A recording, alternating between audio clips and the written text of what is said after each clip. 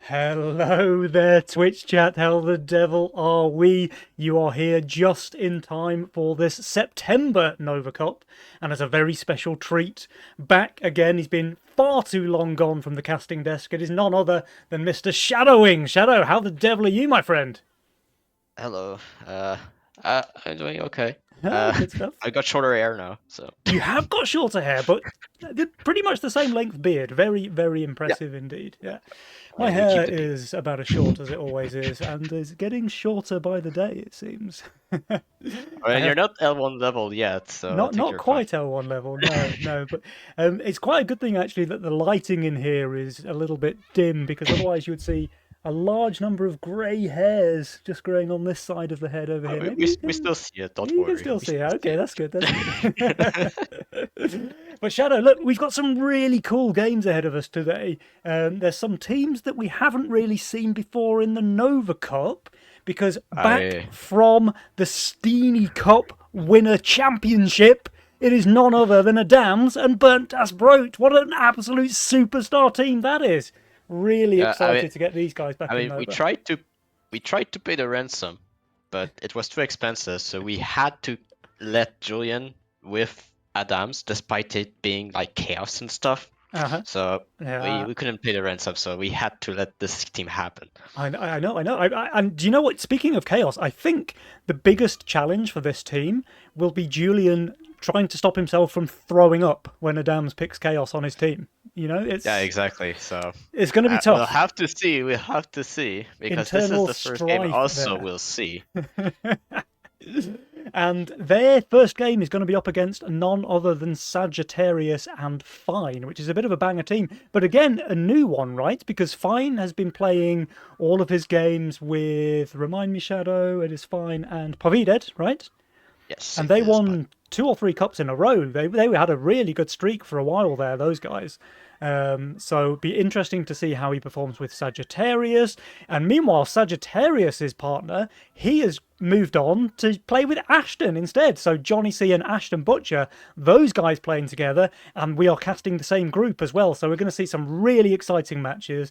The first one that we'll be seeing for you guys on stream is going to be Burnt and Adams, and they're up against Sagittarius and Fine. The other part of Group B, that is Johnny C and Ashton, and they are playing who, Shadow? Quacka and Slickens. Quacker and Slickins, the Quack Addicts. Very nice. So, yeah, we've got some really cool games on this side of the bracket.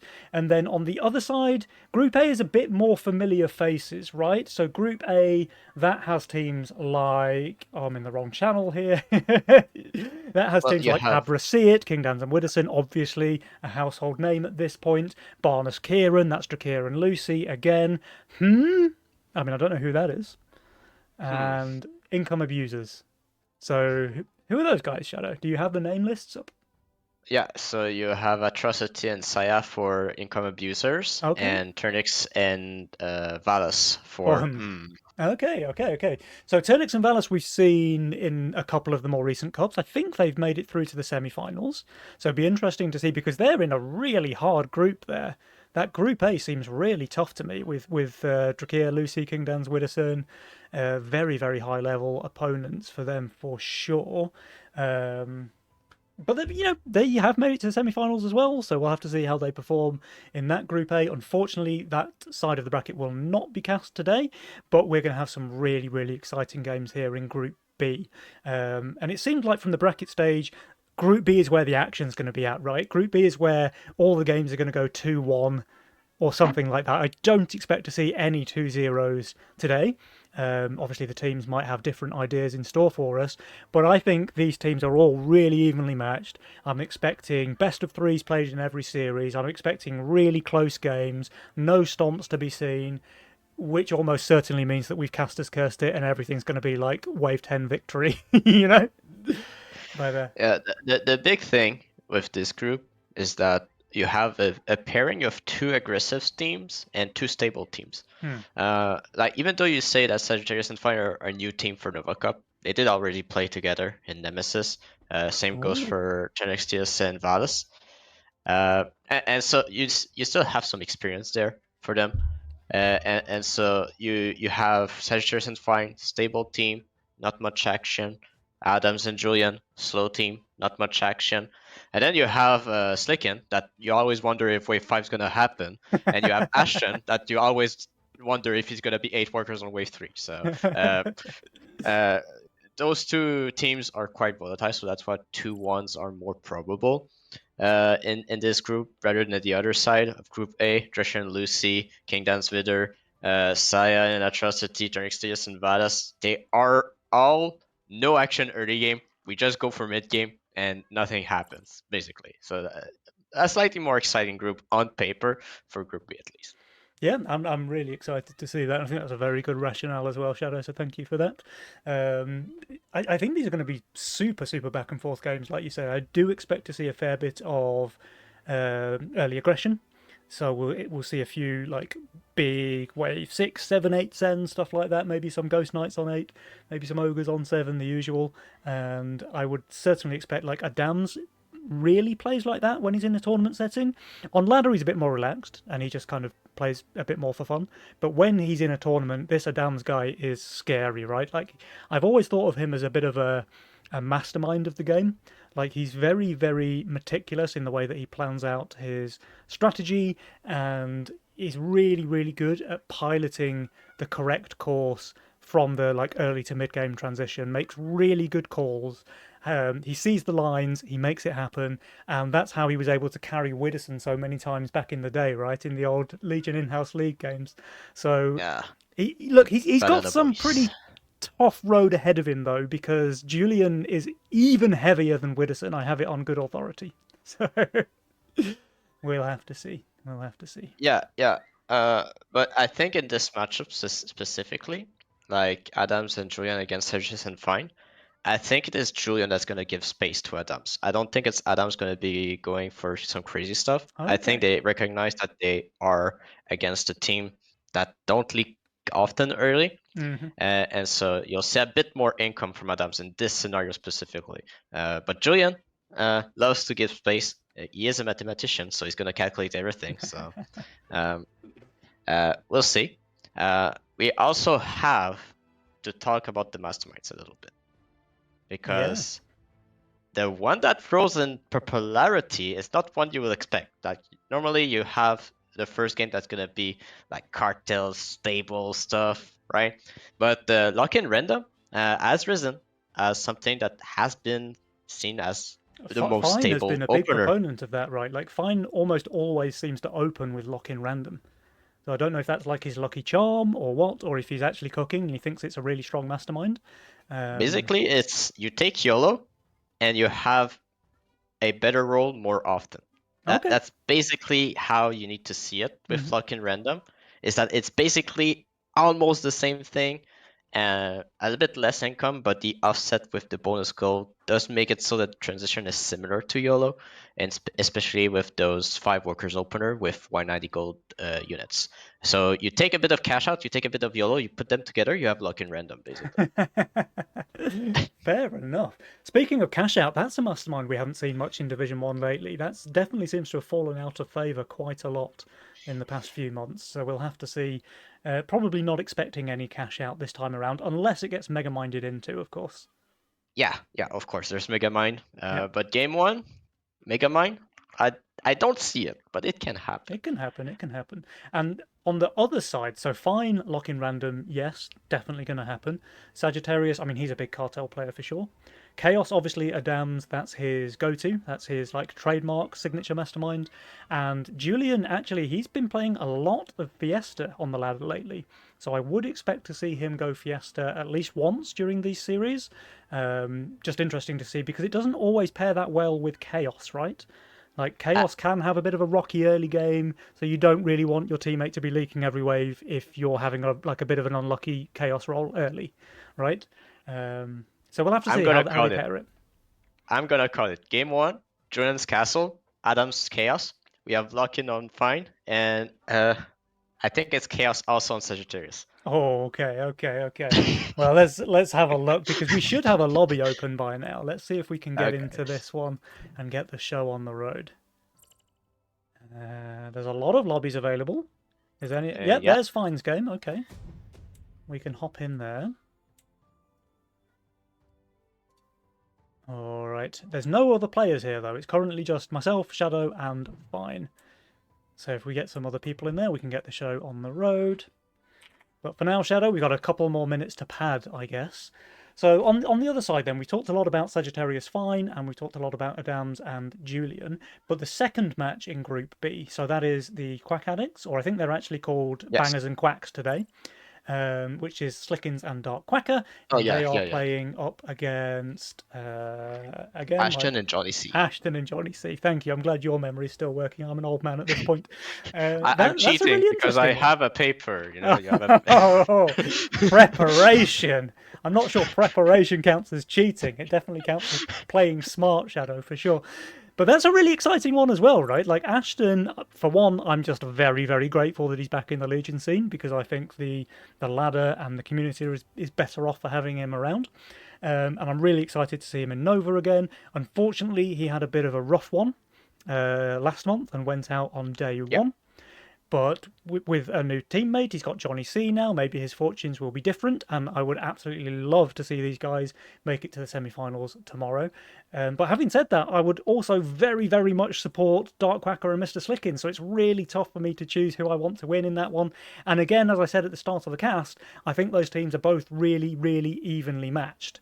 Yeah, I mean, in this group, you have 4 favorites to advance, basically. Yeah, So... yeah. It's a super, super tight-knit group, which actually you wouldn't see by looking at the seeds, right? Because some of the teams are like 300 elo higher rated than the others, but I think that's just the double down effect. Like there's massive swings on the ladder because if you have a lucky streak, you've just gained 200 elo. And I think these 4 teams are just so evenly matched that it really could go either way. And I'm really, really expecting every single game in every single best of 3 to be played. But I guess we'll have to find that out when we finally get into the games. Do we have more players? We do. We have all 4 players in the lobby, so ready when you are, guys. And we should get this September Nova Cup underway. At least I've remembered which month it is, Shadow. That's that's an advance on last month, good. I think. I've also sorted out the lighting, so you might be able to see some more of those greys over there as well. Look at that, yeah. Coming along nicely. Salt and pepper. Okay, so it looks like Fine and Citrus are gonna be ready. We're gonna wait on Adams and Julian to give us the go. But yeah, I mean, even if we don't get the 3 games, we do expect like very close games, or at least it's very smart decisions or good reads that's gonna define the game. Even if it's a fast one, it's gonna be really tactical, and it's all about decision at this point. Yeah. And let's be honest, on the ladder past 3K, there's not much difference in skill level. No, you're right, and very, very swingy, particularly with double down, and yeah.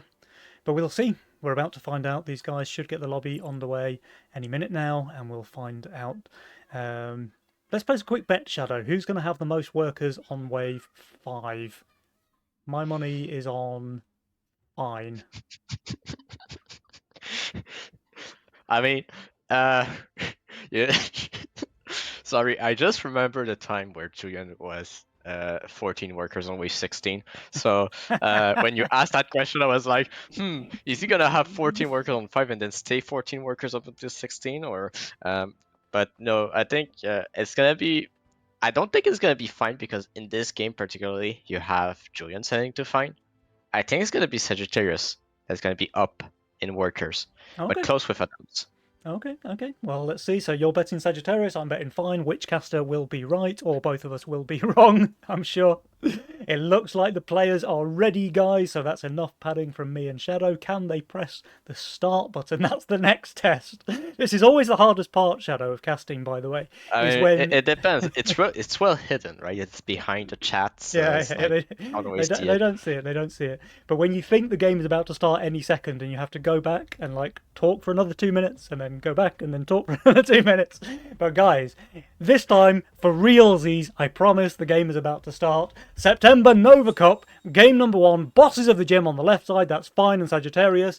Trade off on the right. That's Adams and Burnt Asprote. Let's go.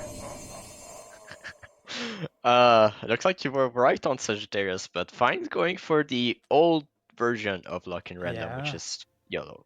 A little bit punished with that roll, though. Like, all of his units are basically swift armor, all of his tanks anyway, and nothing cheaper than 80 gold. He's going to have to re-roll on wave 1 there, for sure. Like, he just Yeah, places the gun and it re-rolls instantly, of course. Good presence of mind there. And there is the Fiesta snap pick by Burnt Das Brot with a dams on Cartel.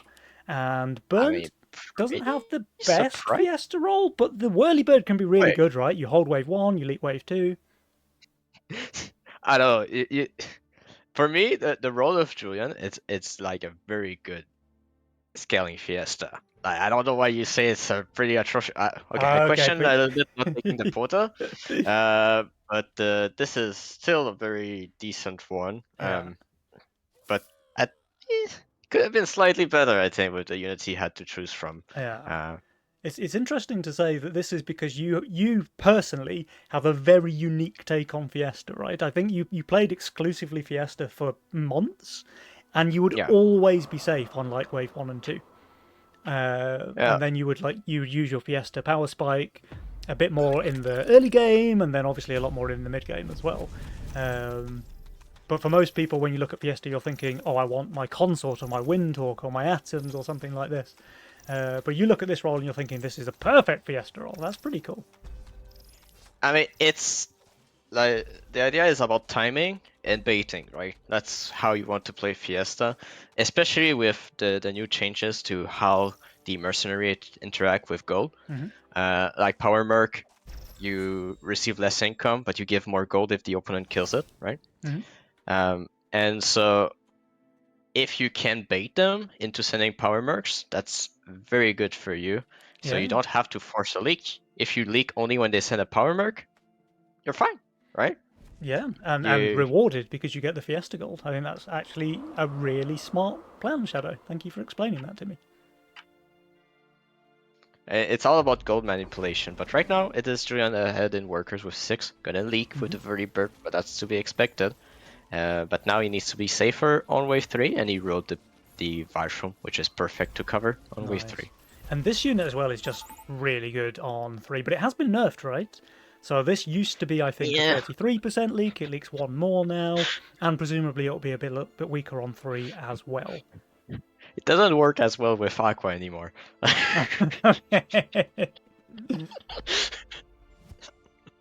So a bit sad on that part, but still pretty strong early game if you can hit those thresholds. Nice. Alright, here comes the Sen. So we've got a Brute coming out from Burnt into Fine, and Fine's only addition is Bucklers. Though he is going for 2 of them, so 290 value, that's quite a lot. Yeah, but you're not holding that with a gun. No, not with Bucklers are too weak on 3, right? Burnt will get the Snail as well, so this is going to be an 80 Mythium send into Fine. Do expect a pretty decent leak here from him. Yeah, it used to be Snails against gun, but now that it has been proven that when you send a Brute, it's almost never possible to hold it with a gun, unless you have a perfect arcane tank. It just takes away so much damage, right? Yeah, it's way too much damage for the wave. If you have Peewees, it's gonna wreck those Peewees. So it's like perfect counter to everything you want with guns. So you accelerate the wave and gives less time for the gun to do the damage. Yeah. And meanwhile, Burnt only received a 40 send, so he was able to hold with a very low HP Whirlybird there. No Fiesta, but he's, pretty happy to be on 7 workers and holding the wave. So really, really nice use of the Fiesta there, I think, from Burnt. Yeah, Sagittarius 7 workers only. He's having already the answer for 5 with his Kalibag. Oh, he's up to 8 okay. now. He's up to 8, yeah. And so, yeah, 8 workers on the dams as well. A bit riskier with the Nightmare, so it's gonna be adding this Butcher, but might be punished. And wave 5 is gonna be quite interesting to see. Yeah. Is he gone for a bit of a weird positioning here as well? Because doesn't he want his Butcher in front? And then his Steed won't have life steal? Where's the... Oh yeah, he doesn't have... if he gets a Proton plus the Butcher, I think it can be fine to adjust the split, but yeah, a little bit less value if it puts he puts the Butcher in front. So. Yeah, I mean, losing lifesteal on your steed is not the biggest deal in the world, right? But every bit of value counts, really, at this stage of the game. Now, quite a large Fiesta leak here from Burnt, 75% there, a bit more than he would have wanted, I think. But, crucially, this was a long wave while they were saving their Mythium, and now Adams is sending double Brute into Sagittarius, Burnt is sending double Robo into Fine, and I don't know, are they going to be able to hold here? This combo really, really strong on wave 5. The Sea Dragon tanks the boss, the Scallywag tanks everything else while getting healed, can perform extremely well, but the send is massive, Shadow, so I don't know how this is going to go. Yeah, I'm not sure on how it will work out because it's still a lot of damage on the Skybug. Yeah. Luckily he has the Atom. I don't know if it's enough though. And the Scallywag is doing work here. It's getting a lot of stacks, it's getting heals from the dragon, which did survive the boss, by the way, and as a result he's just doing extremely well. Holy moly, is this just a hold? It leaks a little bit. Adam's doing pretty well as well, by the way. Yeah, wow. Okay, they both did phenomenally well here. Sagittarius and Fine, both with baby leaks against massive power merc sends from Burnt and Adams. I just want to say that Sagittarius and Adams are equal on workers, and I said that Sagittarius is going to be ahead, close to Adams. Well, I don't think you can be closer than that. Fair play. Very good prediction there, Mr. Shadow. Very, very good. Alright. But yeah, I mean, king damage still happened. Yeah, they got a bit of king damage. Not much, though. I guess it's a bit of a trade-off. It's a bit of a trade-off, yes, indeed. I think it's accurate to say. Burnt is going for the full resend here. Will Fine sniff it coming because he does have 100 gold. He does. He places another gate guard. He's going to be completely fine. No. That gun is dead, right? No. Oh no. Okay. Oh, he's fine. He's fine. Oh, it's not just fine. It's perfect. Look at that, tanking very nicely there, surviving the wave's onslaught. His gate guards both get summons out now. This is an easy hold against the full resend. I mean, I said it was fine because it's fine, you know? It's fine on this way. Very good, very good. Meanwhile, do we have any leaks to the income over here? Adams is holding. Burnt, he's close. He would love to get this Fiesta. Not quite, though. 96 HP remaining on the Whirlybird, denying him that Fiesta gold in the long wave that might have been quite helpful for him. Worker situation, very, very close. 3 players on 12, Fine on 11. But look at those income numbers, Shadow. Adams is pulling ahead nicely, though he is Cartel, of course. And Burnt Dasprote, he's starting to lag behind the other players in the game.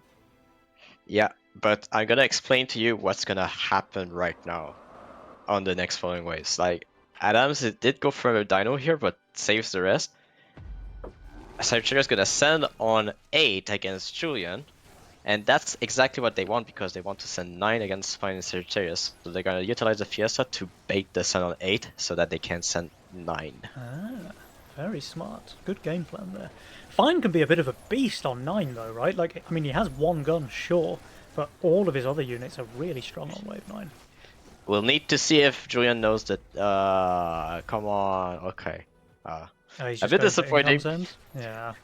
Because you could have went a Ghost Knight on 9, and that surprises every gun player, but that's the perfect send against what Fine has. Of course, because they would just never expect it, right?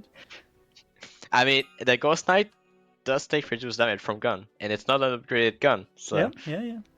So you don't have to be scared, and it's just so good against the bucklers and the harbingers.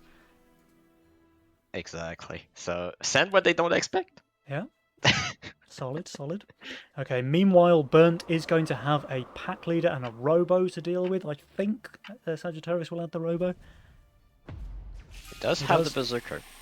Yeah, I mean, Burnt, he's minus 160 here, but more importantly, so much of his damage is just bad here with the impact from the Whirlybirds and the Goblin Copters, and with the Berserker going down now, he can never kill this pack leader. This is going to be a massive leak. 112% there from Burnt. I mean, Adam's sure he's holding, he only got an income send, but he won't be able to cover this, right? This is a massive leak now. A little bit of a mistake. I think he might have expected a lot of melee mercs rather than a pack leader. But if he doesn't build that Vertibird for the split, then the Berserker is directly on the pack leader and the leak is lessened, basically. And as a result, look, Trade-off are losing a decent chunk of their King's HP here, going all the way down to 75%. They didn't really have any King upgrades, they don't have any regen. Meanwhile, bosses, they do have a couple of regen. Their HP that they lost earlier already starting to creep back up again. They're in a pretty good spot now. Jules is giving them a 64% win chance. Trade-off are going to need to pull something back here if they want to stay in this game, Shadow. Yeah, I mean, you have Butcher Nightmare on Adams. You have Protector. So you always need to think about if it is going to be a hard push, 12-14, or just a push to 14. Like, with this combo, you kind of want to skip that wave 15 if possible. So we're going to see how it's going to end up. Oh, big send here for Sagittarius with the triple brute. The Banana Bunk, very, very good for him here though. Really good tank value, especially with those Sea Dragons keeping it nice and healthy. And as a result, this just looks like another big hold against the full send. So Sagittarius really, really rewarded here. Oh wait, maybe it's even a tiny leak, which could just be very good for them, honestly. It's a hold. It's a full hold, okay. Sagittarius now on 20 workers, decently ahead of everybody else in the game. Just going for another income send now, and look at those income numbers, Shadow. 220 for Sagittarius. He's way ahead of the pack now. I mean, sure, he's Cartel, but so is Adams, and he's nearly 20 income ahead. Well, if you consider the income deficit from Cartel, everybody's kind of equal. Yeah. So that's that, but it's the worker difference that really hurts. Yeah. We have the two Cartel players on top. Sagittarius is on fire there. Burnt in his usual position there at the bottom of the pack score table.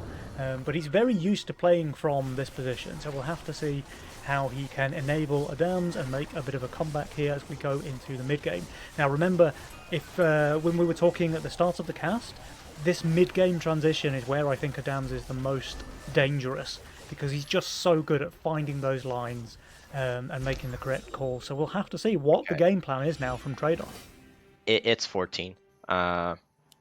Julian didn't push a single worker from the 10 on 10. So this means that they want to go long, and we have a gate. They expect 12 potentially because of the board of Julian. So we do expect Fine to skip and Citrus to try and snowball with a Sun on 12, which opens up the gate for 14 Sen.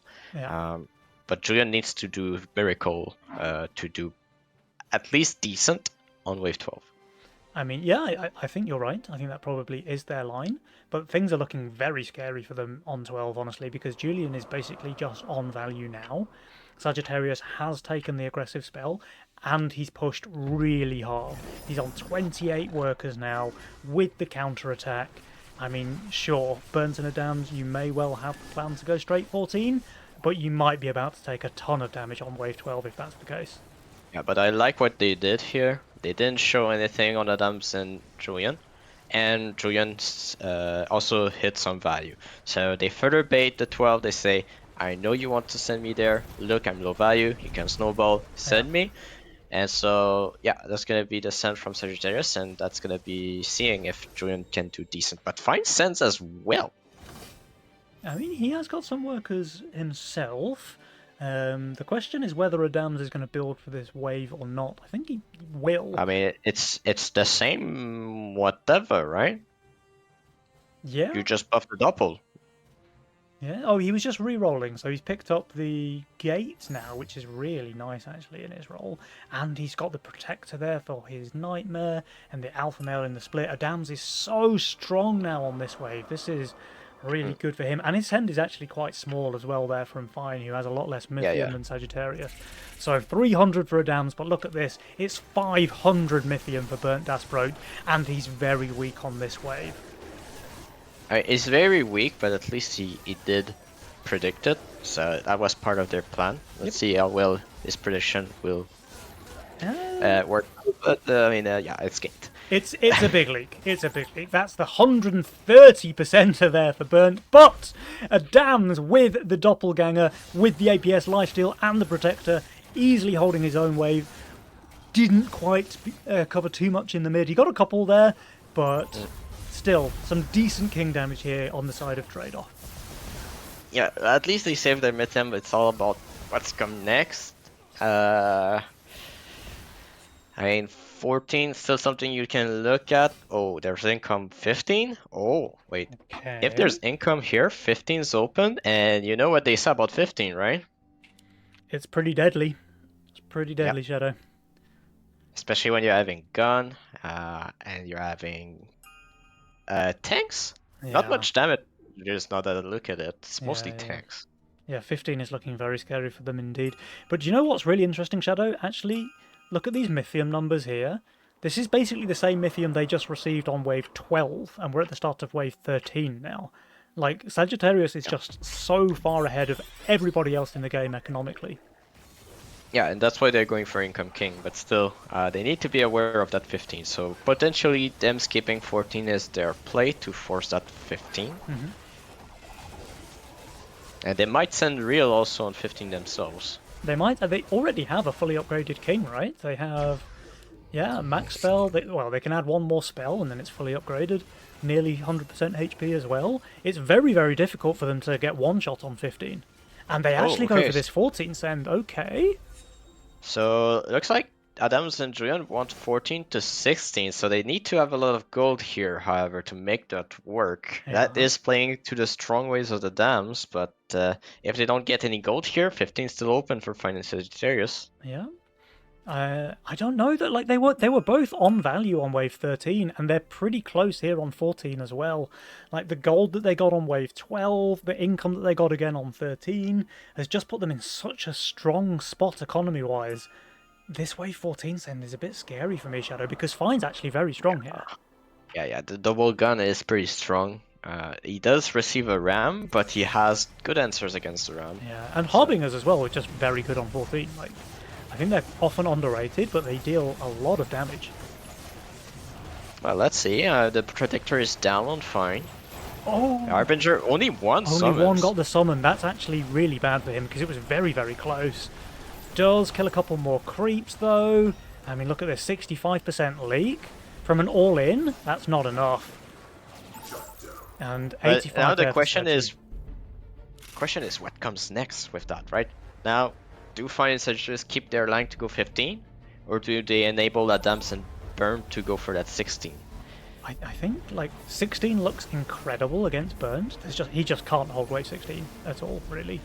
Adams obviously he's very good there with the lifesteal doppel, so it'd be interesting to see. They might just go 17 because Burnt, while he is pretty good on 17, he's just out of the game. Yeah. Like Adams, I can think see is it, the I one they mean- need to worry about. The value looks good on Fine and Sagittarius, so them skipping 16 with what they build, maybe it can happen. And then 17 is covered by Fine.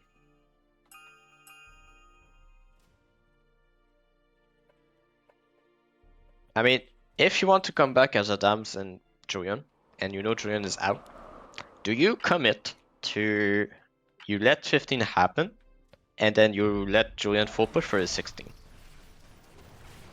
Yeah, I'd just commit to it, just go for the full suicide play. I think it could work. But then when you look at this and you see that Fine is plus 80, it becomes quite a difficult choice to make, right? Yeah, it's difficult, but you need to look at what he has, right? He has a dead gun, because there's this top gun is gonna tank the wave, because that's how it works. And then you have 2 Harbinger. But he's not pushing, so it looks like 16 is not that... Oh, Uh-oh. yeah.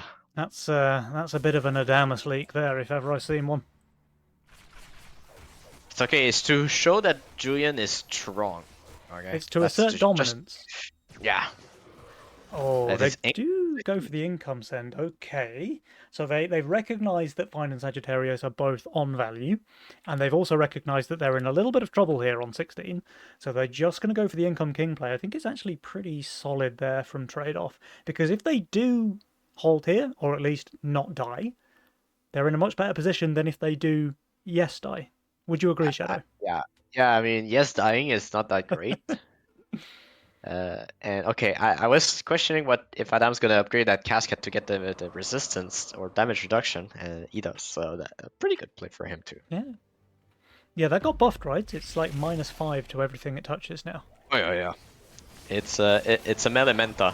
Yeah, so really good on 16 because -5 is a decent. It's chunk of basically that. all the damage. Yeah. All of the 90 damage. Yeah. Oh, he'd even got one more cast off at the end there. It's just an easy hold here from Adams, right? He still has a doppel alive. Yeah, he has one double alive, one died. That's getting focused by the 2 4 eyes. Okay, Still has the he's going to leak the APS. 4 eyes, but he's going to kill everything else. Meanwhile, Burnt, that's 170% leak for him. Very low HP pack leader, and there is some split focus here. So Adams does leak the double 4 eyes, but very good performance there from this young man, 67%. Is it enough to keep them in the game, though? That's 4 eyes it is. Yeah, even if they live, it's like, what do you do next? Because Yeah. you have a nice cover on waves. If Fine is weak, then Sergius is strong, so... They do live, but do they have any outs? Look at this win probability now, Shadow. Jules is calling it 5% only for Team Trade-Off. 95% probability for the bosses to take this one. Okay, is the 5% the Polish internet disconnect? Is that what happens with 5%? I mean, that's probably the most likely scenario, yes, because when are they ever going to leak them, right? Like, if you look at these boards, Adams and Burnt are looking very leakable on wave 19. Fine and Sagittarius are both absolute gods there. They're both also really strong on 18 while having insane value for that wave as well. It just feels like Adams and Burnt are being choked out of this game. I don't really see any avenues for them. Yeah, I mean, I think that what can happen is that if Fine and Sergius get handsy and for whatever reason send 18, then it might be a door opening for Adams and Burn. Yeah. But I don't These see guys are the too good. 18. Yeah, they're too good to make that sort of mistake. Like, especially when Fine is plus 400 value. Sagittarius shifted like 500 gold here as well. They know they're not in any danger on 18, and yeah, of course they save their Mythium. And I just think Adams and Burnt are going to die here on wave 19. Yeah, I mean, no reason to go 20 against the Fertilizer. You go 19. If they live on 19 for whatever reason, you have 21 open. You don't die on 20 either. So, yeah, every line just points to 19 being the decision. So, Yeah.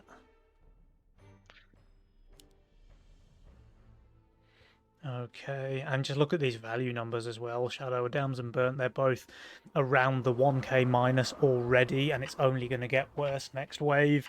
They're also behind in workers, they're behind in income. Everything is just spelling doom for these guys.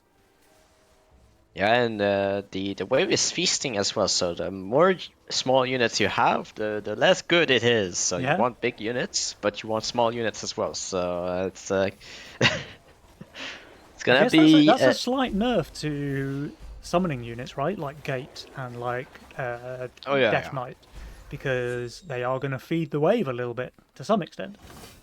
To some extent. I mean, it's only a slight percentage of the HP of the wave, but 18, it's a huge chunk. Yeah. If it's percentage based, a little bit less on 19.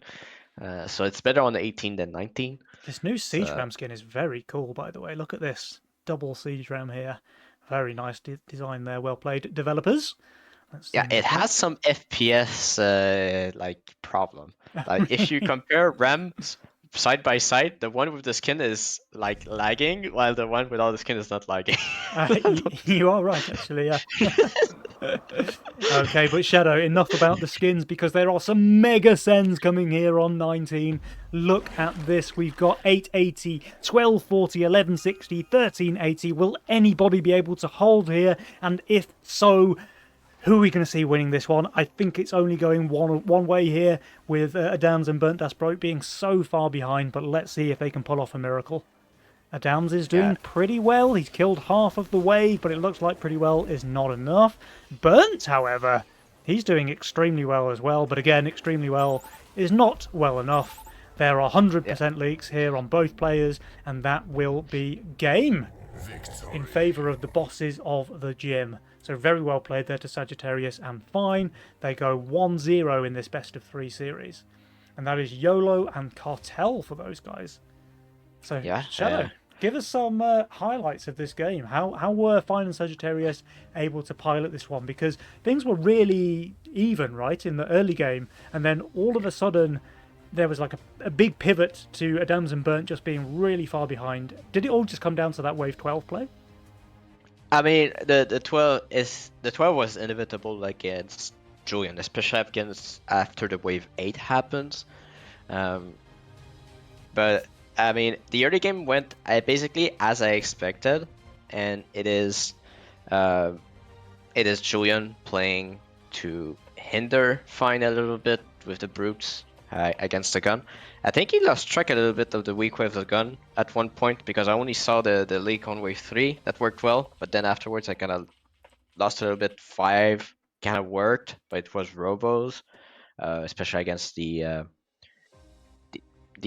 bucklers. But then after that, 8 was coming, and you needed to see that coming. And then after that, I don't think either Adams and Julian played around it too well. So I was kind of surprised that that wave 8 happened because it was a natural wave to go against Julian. So maybe they expected a bit more income from Final Sagittarius that didn't come, and so they got caught up a little bit. So their plan with Fiesta didn't work, and that wave 8 was a changing point of this game because then after 8 you need to assume 12 is coming, and then if you don't play around it, it's pretty hard to recover.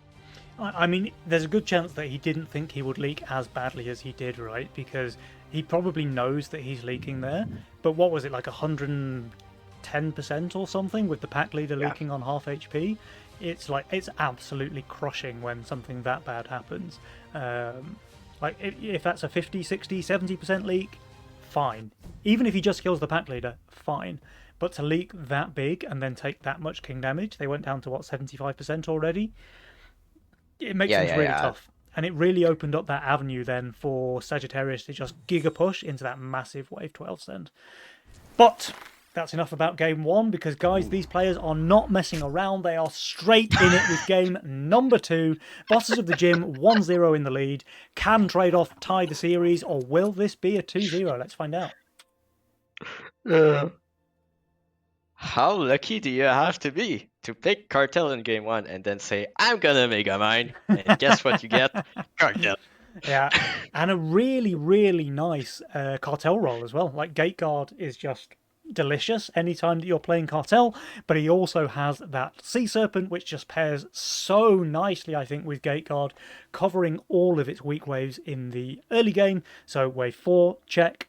Wave 8, check. Wave 10, check. And he doesn't pick the Sea Serpent. Amazing. I mean, it's a bit tricky to put the Serpent early with Gate Guard, because if you put Gate Guard and then Serpent for 4, the Gate Guard just dies instantly, and then the Serpent dies. So I mean, just make it tank perfectly for him. Yeah. The other masterminds, though, we have Castle on Fine to pair with the Cartel this time, and we'll look to do. I mean, he has a perfect early game. Casket Atom. Yeah. And Packrat as well. The Packrat is so much value in the early game, it's insane. Yeah, but you want the Packrat in the inside of the casket, because wave 6 is a problem, but you don't want the casket to act as a DPS on wave 6 either. You want the Packrat as a DPS. You want the casket first. And so the Packrat on the outside makes it so that you can leak 6 despite having the Packrat on the bottom of casket. Maybe he's just holding it for like an aura spot later on, but that does sound like a very smart tech there, Mr. Wings. It's a slight optimization of builds that can allow you to push a bit harder sometimes. So let's see if people know about this in this game, because you're gonna have Redraw on Adams, a bit more of a comfort zone for him. You're gonna try and build those synergies up, and he's gonna pair it with Gun. So you're looking at MPS Gun with Doomsday for the game, basically, if you want to play that route. Yeah, and we have Adams on the redraw, so very Chaos-like in its application. Obviously, big differences in terms of the way that you have to pay gold for your rerolls, but you can really target things with that, right? So if you just have to dig for a specific answer for a specific wave in the late game, redraw is probably unbeatable in that regard. Yeah.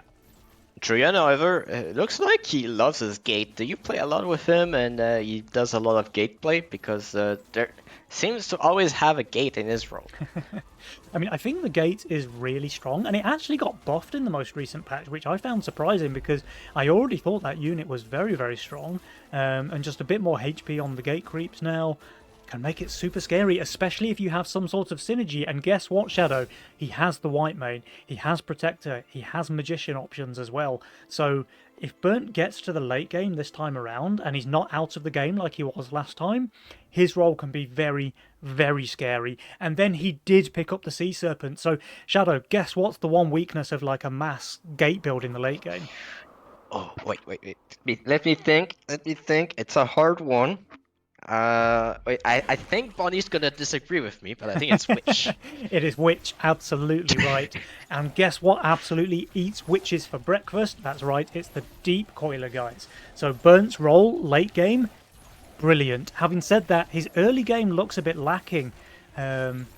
Sure, he's fine for the first few waves because Bone Crusher's just broken, but he's going to have a bit of difficulty, I think, between like the wave 6 to 10 area. He gets past that, his roll's going to take off, but between those few waves he might start to fall behind, and we'll have to see if Fine and Sagittarius can punish him enough there. Yeah, I think I'm gonna try to refer Julian as Burnt to not confuse the audience. It looks like, so I'm sorry. That's a fair point. That's a fair point. It's kind of hard because like it's pretty hard for non-Germans to pronounce this name. So Just call him Burnt. You can pronounce Burnt. Okay, I'm gonna say Burnt then. Yeah. But a lot of income here, but a bit of a staggered one between Adams and Sagittarius. They don't always receive full, or they just don't receive. Yeah. Yeah, some players are going for a little bit more early game cringe this time around. Burnt has 80 here, ready for wave 5. Is Fine weak there? With the Atom, not massively, but we do see Brutes coming out from all 4 players, Shadow. These guys are not messing around here in game number 2, really getting this aggression in early. I'm questioning a little bit the positioning of Fine here. That Atom behind the main one is not going to split tank with the main one. No, it is not. It will be the last unit alive. Unless it's going to tank some of the split when his melees die? Normally you want it in front of the casket for it to do that. Let's see. Big sends all around. 100, 60, 120, 100. Is anybody going to be able to hold? And if so, are we going to see some big king damage here on wave 5? I'm going to assure you that the minus 105 person is probably going to leak. That's basically the only thing I got to promise. There's a 50% there for Sagittarius. Fine is doing very well, though. 17% for him. Burnt, he's leaking only 42. And meanwhile, Adams, the one receiving the biggest send, is the one holding. The only one holding, in fact. Yeah, I mean, a well-placed gun with Pilgrim. So that's what you have for wave 5. If you can have them split tank and they both heal, they're pretty tanky. Worth pointing out that Adams has used 3 of his rerolls already, so he only has 996 left. No, but what I wanted to point out was that he was digging for that. So you might think, oh, it's quite lucky that he's got Gun and Pilgrim on 5, but actually he was searching for something to answer that wave 5. So good presence of mind there. Spent a few gold to do it, of course, but clearly worth it because he was the only one of the 4 players to hold on wave 5. And as a result, trade-off, they have a decent bit more king HP, and Jules is giving them a 58% chance to take this one home. Yeah, and the danger of playing gun is that you need to still respect the wave 6 reset. It doesn't come, so he's kind of stuck on the workers, but he's going to push to Nosen to recover. Oh, beautiful split tanking from this Fire Archer here from Burnt. It doesn't matter, of course, there's no send on this wave, but really nice to see it nevertheless. We do get income sends now coming out from the bosses of the gym, but Trade-off are saving their Mythium, they're stockpiling their bricks, and they're going to go for a big send when Shadow. Wave 8 or Wave 9, I could see either working, honestly. I mean, the tempting one is 8. But the Shadow one is 10. So we're gonna see which one they do. Yeah. But the reason why they go for income here is because they saw the value of Adams plus 95. But now they're gonna see minus 80 and they're gonna say what happened there? Yeah. Well, he pushed in no sense, so that's gonna be well received by Adams and Julian in Burnt. So the thing is, they would love a Pro League here, but I think both builds are just too strong to manage that. But a Pro League could get them like into ogre territory or something for wave 8. I think with both players Yeah. holding, the wave is going to be too fast. But pack But leader, pack- that's plenty dangerous enough. We saw how that pack leader send decimated Burnt in the previous game. Will Fine and Sagittarius be able to perform any better here in game 2? Okay, Pota needs to have some help. Okay, that's a bit too much help for the Pota. I think she can take a bit more, especially with Pegasus. Yeah. Um, This is going to pull Nightmare's a lot good. of things over to the right, isn't it? So I think the poster is only going to be tanking 3 creeps here. okay, see the difference here from last game? Yeah, pulling everything left into his DPS. That's good. Good presence of mind there from Fine. But it's fine. The Yeah. pack was hesitant. He wasn't sure.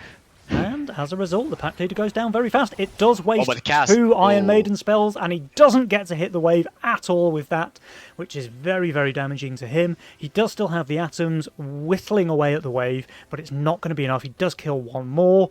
Meanwhile, though, Sagittarius, 200 Mythium. What? This is just a full hold, right? With new priestess, is it?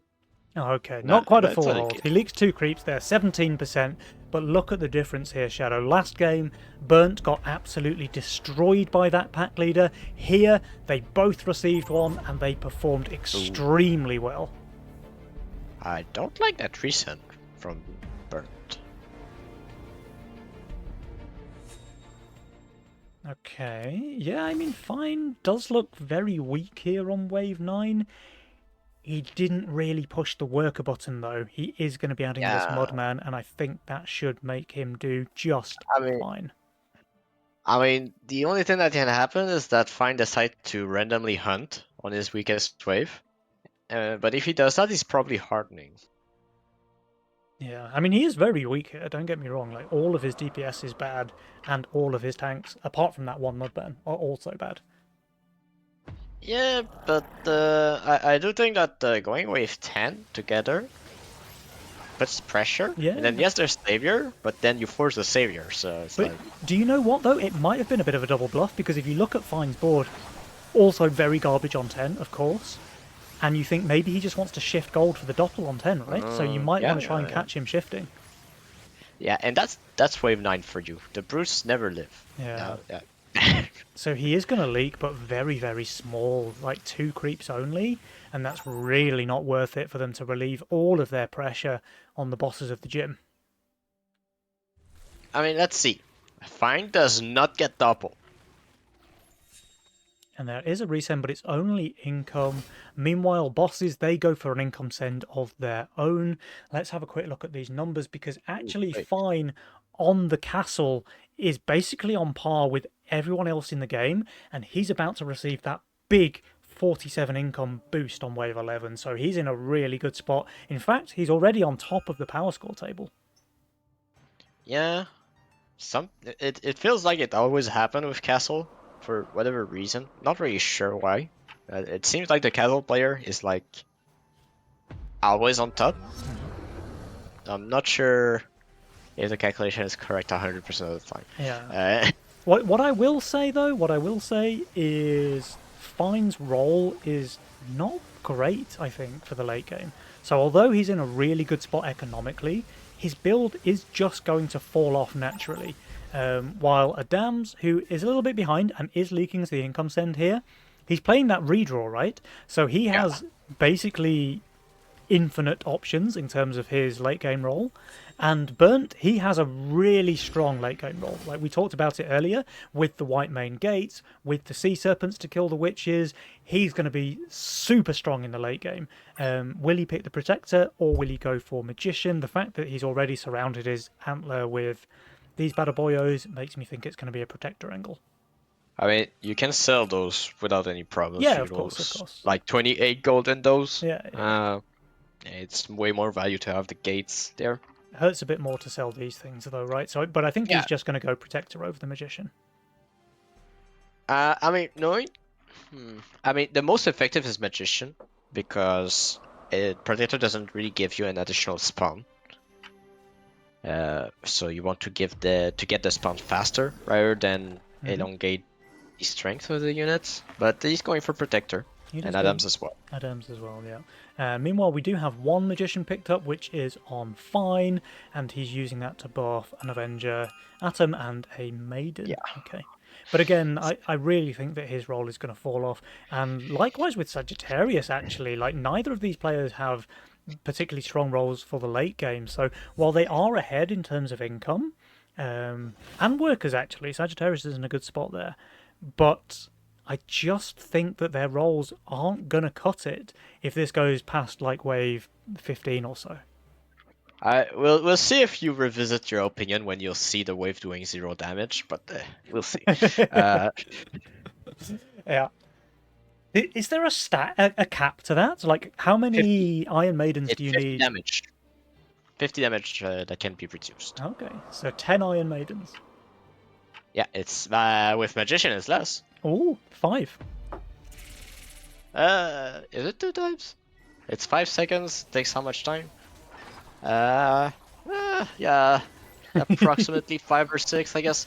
Now maybe we'll find out because he did pick Magician. I think it's closer to 6. I don't think it's exactly 5 to get the full stacks. Yeah.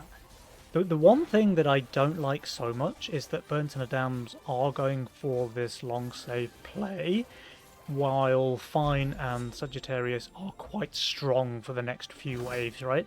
I would have preferred them to just income King on 11, effectively matching Fine and Sagittarius' play, and then just abusing the fact that their roles are broken strong in the late game. Of course, they can't see what we can see. So, Yeah, Burnt and Adams... I think the reasoning was that they expected Fine and Sagittarius to go for a 13 play because they didn't know about the Millennium currently on the dumps. So maybe they banked on that so that they can go further in the game after that. But that's not going to happen. Maybe it's 14 they're going to go for to try and punish. But punishing Fine on 14? Don't think it's possible. Burnt put his protector on the Bone Crusher, by the way. That's an interesting one. I mean, Some does it regen. benefit the gate spawn? No, I know that some stuff benefit the gate spawn. I don't know if Protector does. No. I mean, they heal if the protector's still alive, but they don't get extra HP if you put it on the gate. No. Oh, big hold there to the no send from Adams, and there is a wave 14 send coming out all around. Burnt, however, he is just going for an income send here. That is a lot of brutes. That is a lot of brutes. 5 of them, in fact, from the side of Fine. He's going to be able to send at least one more. Adams, he is on decent value there, minus 300, but with pretty good units here. Doomsday, of course, probably the best unit in the game on 14. A decent bit of tank value as well, and the gun is no slouch either. At least they recognize that they cannot really punish Fine, so it's income from Burnt. At least that's something, and he's close to value, but gate? I mean, he only has one gate, let's be honest. He only has one gate, and he has casket and quarters, so... Those coilers just absolutely destroying that one robo sent from Sagittarius. Yeah, the slimes are in. Oh, that's a full step. Centaur's dying very quickly. He's doing pretty well. Adams, he's leaking meanwhile, but not badly at all. 34% there from Adams. Burnt, he's leaking very small as well. Meanwhile, Sagittarius leaking just a needler, and of course Fine is able to hold there.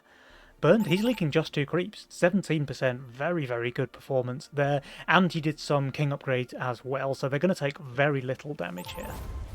It's hard to see who benefits the most off of that. King HP is gonna be close. The income is in favor of Fine, but is the role in favor of Fine? So economically, Fine is very ahead, I would say. He has the value, he has the workers, he has the income. So on all of the money metrics, Fine's in a really good spot. But, and I know I've banged on about this enough already this game, his role just doesn't have the same level of power. Oh, wait. Adams, he has the APS now. Oh, beast. Yeah, and this is what I'm talking about, right? With the redraw, your late game is just always going to be good if you're using it like aggressively to dig for those combos, because combos in this game are fun and really good. And with redraw, you can have an unlimited number of them. Yeah, and still only one gate from Burnt. You can potentially sell the Howler for another one. Then maybe a Crusher if he really wants to. Yeah, I think he wants at least one more gate. Wait, eh? What? What? Okay. Eh? That's interesting. I mean, What is he is going to get a happening? big leak here. Sagittarius is very undervalued, but Yeah. they I mean, made like I wonder why he pushed that much Sagittarius. Yeah. I mean, I guess they're going 17, right? There's no other reason for Sagittarius to push into the gate player. Yeah, that should be the only explanation. Wait, a full king also from Burnt. Sagittarius also doing king. Maybe they're expecting a 16 cent here themselves, which is just not coming, right? So Sagittarius is going to leak a lot here. Like, really Yeah, a lot. but you're not leaking Adams. You're not leaking Adams on 17 either. Like, Yeah, I mean, he's kind of undervalued, right? yeah, but it's Gun Doomsday MPS. Yeah, he's in a good spot. But look at this, 99% for Sagittarius, and Adams is going to be farming a lot of Burt off of the back of that as well, right? So now he has the income, and he's going to get a ton of gold here from the leak of Sagittarius. So maybe he's just going for the economy play, thinking Sagittarius is not really a threat for the rest of the game, so let's just make Adams as strong as possible. I did miss when he pushed that much. Yeah. It makes little sense to me with the role he has. I mean, the only reason I can see is that he expected a longer save from Adams and Burnt, and so he wanted to scale harder. Here's the other thing, Shadow, is Burnt has used all of his white main spots on things that aren't gates. And, like, the one thing that you could think about selling, you can't it's because Protector. it has your Legion spell on it. Maybe someone contact Burnt. That gate is pretty good with white main. Yeah, Maybe? yeah. Uh, I think he was just playing around wave 14, right? Like, he was Yeah. just he was I mean, playing that's- to get the most possible value right now where I need it. I think it's a fine play, but it does somewhat limit the power of his build, which I was banging on about for basically the last 20 minutes. he just wanted you to be wrong. Yeah. Knowing Burnt, I think you might be right, actually. He's just doing it to spite me. And look at this, Sagittarius now leaking to no send, of course. He's got a ton of workers. That's This is even more gold for Adams, of course. I mean, he's gonna be under quite a lot, and he's a bit weaker. But he did roll Fertilizer. Of course he did. What a beast. Can he ever get a second one? I think you just go Orchid, right? Orchid You just boost, go Orchid yeah, boost? yeah. I mean, you can sell this as well. Like, there's no value lost from selling this Treant, I think. Yeah, It's but for lost- what? I mean, what you get 60, so 400 gold. I don't know for what. Okay, so- that's exactly what you need to ask yourself. Yeah. Okay, he goes for healing, so I think it's decent also. And it has But, the APS, of course. I mean, it's gonna be. It's not a race because I don't think Fine and Sagittarius die. I mean, Sagittarius is leaking everything here. It's more a question of. somehow stays alive. Yeah, it's more a question of if Adams and Burn dies. Yeah. If they live, what happens next, right? Things get weird. You don't push on Sagittarius, I think, Oh, whatever happens. I don't know if they live though. Like, this is some pretty big leaks here. We've got 105 there for Adams. We've got 150 for Burnt. I don't know. There's no Shaman. There's no Shaman. There's no shame in it. No, there is a shaman. Oh wait, I thought it was a witch. Okay, Yeah. there's a Shaman, so it's pretty dead. It's pretty And dead. it's more than enough. Look at this.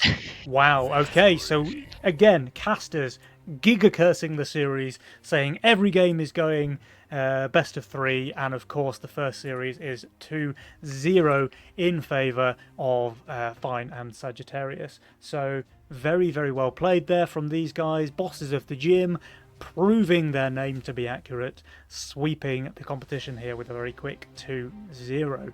So very, very well played to those guys. Adams and Burnt, they put up a good fight there.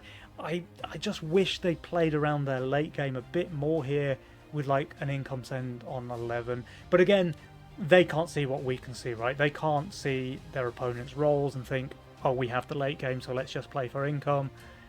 They just have to play what they think is best in the moment. And this time it didn't work out. Like, they did really well against the 14 send, it has to be said, but it just wasn't enough. And then sure, they got a ton of gold on 16, but when you're getting 1200 sends on 18 and it's your weak wave, it's going to be a hard time. And yeah, Fine and Sagittarius closing the game out nicely there, making their way through to the winners match. Do we have another game ongoing, Shadow? Is Ashton still playing, or have they finished their series too? Let me check.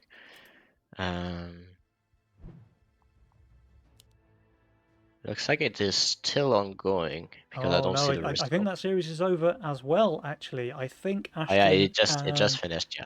Ashton and Johnny have also won their series 2-0. So again, casters have 100% cursed it. I mean, every game going to 3. Fair, both games to be fair, 2-0. Group A was the same. Okay, Group Okay. A was the same. Oh, what are the results from Group A then, Shadow? So Barnes Kieran does win against Okay. and Abrasiert did win against the income abusers. Okay, so probably. I mean, it's pretty expected. Pretty Yeah. expected. The most likely results there from Group A. I am surprised and a little disappointed in Group B for not getting any best of 3 games here. But I want to say something to you. Go ahead. Like, I don't think the scoreline of this game really shows what happened. Because Adams, you said it was a mastermind, right? He wants to have a plan, and the plans were pretty clear, and that might have been the problem.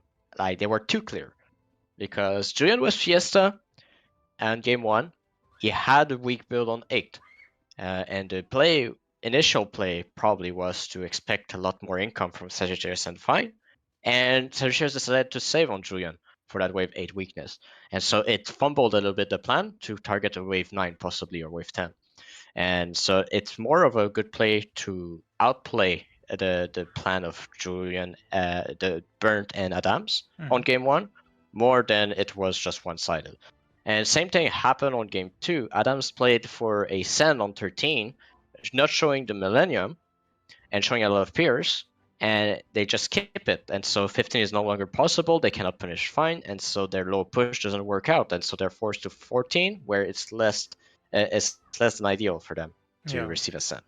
Yeah. So there were plans for Adams and Burn, and they just didn't work out because Fine and Sirtis, they saw through it, or they just played around their role more, basically. Yeah.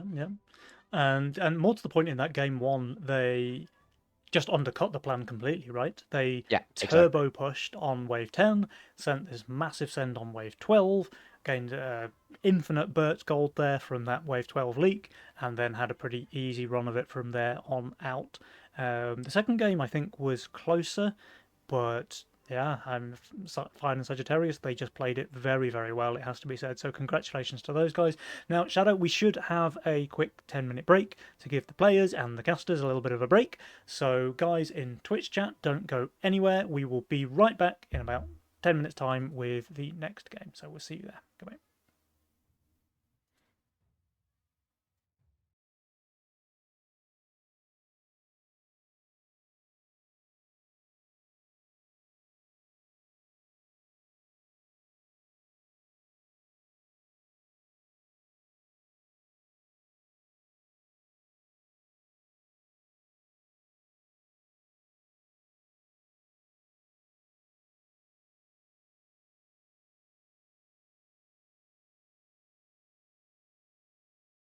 My will.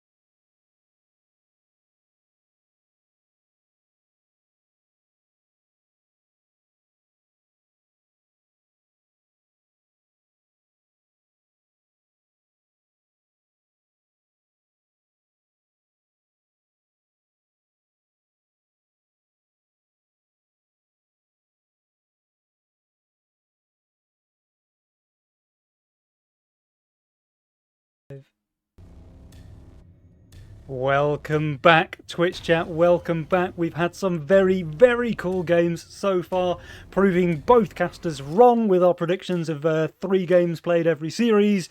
Of course, both series played were 2-0. In fact, all 4 series played if you include Group A games as well. So really, really exciting stuff.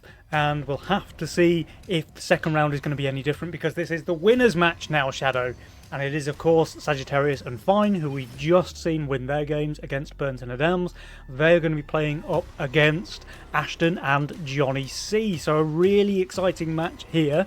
Again, I can't call it either way. Again, I think it's going to be 3 games played, which means it's going to be a 2-0 stomp for one team. So which one is it going to be? Who do you think?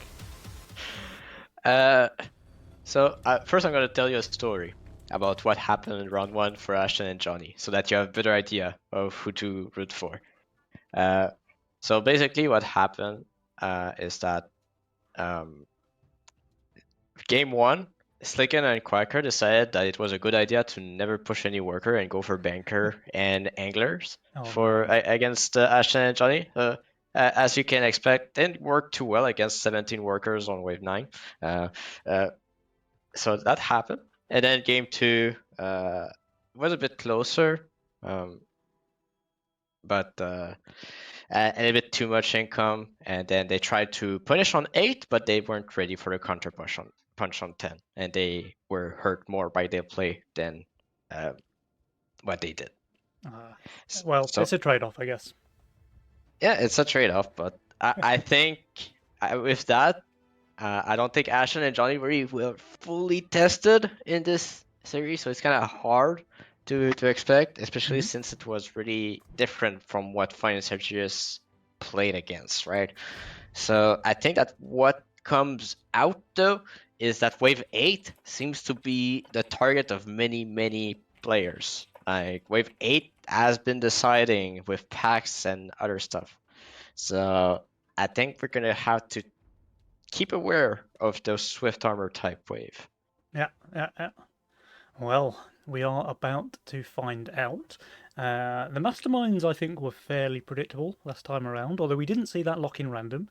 We did get the Cartel pickups, we did get the Fiesta pickups, and we got the redraw as well from Adam, so not quite Chaos, but Chaos Light, certainly. This time around, what are you expecting? I do want to see Fine with that lock-in random, because I think he plays it very well. And I would love to see Johnny with his Fiesta, because, I mean, he's just Fiesta God Johnny C, right? Like, what more is there to be said? Yeah, I mean, Johnny C is pretty good with Fiesta. You can feel that pressure coming, that's for sure. Minus 200 on 7, no problem. And it's gonna be still doing pretty good. But with Ashton, he needs to be a bit more aware of what's happening on the other lane. Yeah. That's why in the first series he decided to go for Chaos game 1. So maybe he's gonna go for that Chaos again to feel it out. Well, we are about to find out, Shadow, because the players are in the lobby and ready to go, and we're about to get this game number 1 of the winners match. Remember, guys, the winner of this series is guaranteed a spot in tomorrow's semi-final. The loser, however, will still have one more chance in that last chance match to see if they can make it through to the semis. But for now, which team is going to make it through to the semis in first place? Will it be the bosses of the gym? Will it be Balkan Lynx? Let's go. I think we're gonna have to wait a little bit for the Russian internet incident. Yeah. I have like a loading thing in the middle of my screen. Oh, it's because it's paused. Yeah. Okay, that's why. Okay, I think he's back. Seems to be back. He's picked a Mastermind at least. Yeah, okay. But we have a repeat of Mastermind of game 1 on Sagittarius and Fine side. Johnny does repeat the Mastermind of game 1, but Ashton, instead of going Megamind, goes for Castle. Now, this is interesting to me, Shadow, because when I think Chaos and Castle, really strong pair, right? Yep. But specifically really strong pair in a game where there's 3, like, economy/buff spells. Significantly weaker, I think, in games where there's big aggressive spells for Wave 11. And what do we have? We have Robo Army, and we have All Out Assault. All Out Assault, obviously, the biggest aggressive spell on Wave 11 in the whole game. Yeah. And I just think that these late game focused masterminds like Castle, like Chaos, play a little bit worse in those games where you have this big, scary, like, pressure spike on wave 11, right? Because they stabilize a little bit later than that, perhaps. But we'll have to see. Like, these guys can make it work for sure. I'm just a bit curious why they picked these masterminds in such an aggro spell favored game.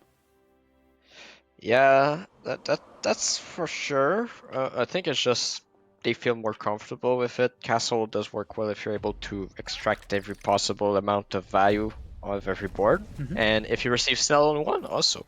Yeah, +4 for free. Why not? Don't mind if I do. And yeah, fine Sagittarius, they were sniffing a Fiesta, again playing against Fiesta God Johnny C, but Wait. he Fiesta'n't. Yeah, but okay, no, we have exactly the two same openers. Is it exactly the same position? Yeah. I mean, exactly the same Yeah, position. exactly the same XY spots. Yeah, very good there from Fine and Johnny C. We'll have to see who plays it better. I'm kind of afraid a little bit on the side of Fine and Sagittarius for wave 6. Yeah. So you might ask why wave 6 and not 5, right? That's basically the question you have. It's because 5 is too obvious, so you need to go for 6. I'm also a bit worried for Fine because he's already re-rolled with his YOLO, so he's lost that 1 income, but crucially he didn't find a tier 1. So filling in those spots, adjusting his split, all of that stuff becomes a bit more difficult when his cheapest unit is 50 gold. Now it could be worse, like we saw in the first game, his first YOLO roll, his cheapest unit was 80. He did fix that with the reroll, but never mind. 50 gold is still that kind of awkward spot where it can be quite difficult to like manipulate the aggro the way that you want it to, especially in the early game. Yeah, but look at what's happening here. It's kind of interesting. Ashton and Johnny decided to go for the safe approach, which is a 20-20-20 approach, which is send 20 every wave, and then save on 4. But Fine and Sagittarius decided that after 1, we don't send any Methium, and so there's pressure now. Oh, but ooh. Pressure on quite a lot of it as well, actually. Although Ashton and Johnny both have gone 6 workers from the Wave 1 send, so they're not too scared of the pressure coming out here. Fine and Sagittarius, though, they can push decently now with the double snail coming out. Both of them on 7 workers. Will they go for this Wave 4 send? Ashton is making it long enough that they both get 80 Mythium, and yes, here's the Dino coming out from both players. Will Ashton and Johnny be able to hold here? I mean, Johnny's holding. Pretty sure. Does He didn't go for the upgraded casket, He but didn't still, go for the Atom's doing casket, pretty no. well. And it's only a Dino currently. Hmm. I think it's better for Johnny if he receives the Snell extra, because then the Snell only is on the Aqua, and then the Dino is on the rest. That's a bit curious, actually, because he had the perfect gold for casket stack plus a buzz, which would, like, guarantee a hold, I think. But, I mean, he's still got some good stuff here. His casket gets off another spell. Ashton? Seraphim dies. Yeah, Seraphim dies, but the Dino is just so good against Ashton. He's Yeah, doing but really he's well, looking though. like nothing. Yeah, and Johnny C. leaks the same. So 8 creeps to the king. Balkan Lynx will lose the first blood here, but they're not going to take too much damage, honestly. They even have a decent amount of king ups already. Okay, wave 6, what happens there now? Finance searchers didn't push off the 20, so that's good. Yeah, But Ashton, income from Ashton. Oh, wait, they don't pressure 6? No, they're just going hard on the income train this time around, it seems. And actually, Jules quite likes them for it. So despite them losing a bit of king HP, he's saying they have a 49% chance to win. And I think that's just going to keep improving in their favour, actually, as the game goes on. I mean, the only explanation I have currently. Oh, wait. Oh, okay. Wait, we sold the Aqua on Fine. Ashton's starting to look very vulnerable on 7, of course. Like, sure, he has the Nekos, but with the Seraphim and the Polywog spam, how is he ever clearing, like, a Mimic or even a couple of Brutes? Yeah, because you know that Cat is good every single wave except 7 and 8. Yeah, absolutely. That's the rule. Okay, But and they're just continuing to income. Oh, but so do Fine and Sagittarius. Okay, so that pressure that was really mounting on the side of the boss, they've just released it for fun, I guess. Like they don't want to fall behind in income too much. Oh, But look at what's happening on Johnny's lane. oh, he's got the unit. He's got the unit. I mean, it's chaos. Yeah. He's got chaos, so you're bound to find it at one point. And meanwhile, Ashton is selling his polys for a berserker in the split, which is a little bit awkward, perhaps. But let the guy cook. I mean, it's not as awkward as you might think because you're like, you're still dragging the bigger mercenary that side, so Yeah, true. it's like not ideal, but still makes sense. And meanwhile, finally, Oh. 50% against 2 snails while having a halo. And actually, he Yeah. had to sell his aqua to do this. This is Yeah, he sold it really on bad 5. for Fine. He Really sold bad. it on 5. Yeah. He sold it on 5? Like, did he make the halo there? Yes. Okay, so at least one of us casters is paying attention. Thank you there, Shadow. But yeah, it was 3 on the Halo. Too much for the Halo to handle. The Snails is the distraction. You don't have damage to protect it except the Halo, and the Casket doesn't do damage. So Yeah, you're weak. I mean, that's just crushing. Like, the YOLO player, bottom power score, the Castle player up on top. Like, Ashton's ahead of Sagittarius, who's on Cartel, by the way. Like, I don't know, man. This game... I'm not a fan of a single Brute here. Like, I know Cat's not good against Brute, but one Brute, you have 3 Swift to go through first. Yeah. Neither of the cats have 7 stacks, so they will lose all of that potential value from the heal. That's optimal. If you expect a Sen on 7, it's most likely Brute. So you don't want the cat to be 7 stack. Ah, You interesting. want it to be a lower stack so that you have multiple cats attacking with a similar amount of damage, basically. Right. Oh, cool. See, I'm learning here today, guys. And there's 52% leak there for Ashton, but again, I think he's perfectly okay with this one. His teammate will completely cover, so no more King HP to be lost. And their regen is just continuing to tick, so that little bit of damage they took on 4 is so slowly being repaired, and they're just in a pretty good spot. Now, sure, their income is low, though they do Yeah, but go the castle. for... Oh, a Mimic here on wave 8. Sagittarius does get the canopy here, but the Mimic could just end up snacking here. Yeah, the reasoning behind Mimic, why it's good on 8, it's because it's the wave where it changes from +3 to +4. So every kill gives 4 now, instead Ah. of 3. Nice. Well, let's see if it gets any, because the canopy does have the ability to kill the Mimic pretty quickly, but with only like 1 or 2 units to tank before the canopy does, will it just die too quickly? Let's find out. Here comes the Mimic. Oh, straight on the split, actually. Missed the +4, though. I missed the +4 again. Oh, but the canopy's not +4 hitting here. it until way too late. And the Mimic is just absolutely snacking. Can he even kill it? Oh my, this is crushing for Sagittarius. 111% leak, 12 gold on the Mimic, and meanwhile we have Johnny C waldoing to the income send here, the Cannoneer Snails.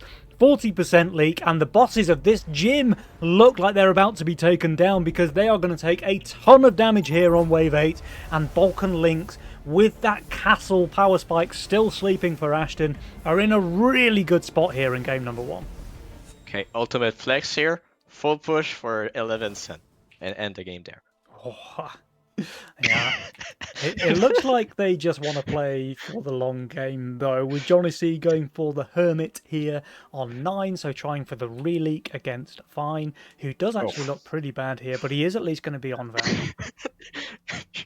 you know it's rough when you have Halo here and then Halo. Yeah. I mean, his YOLO roll is not great, so he was a little bit punished there, despite the fact that he had to re-roll on wave 1 as well.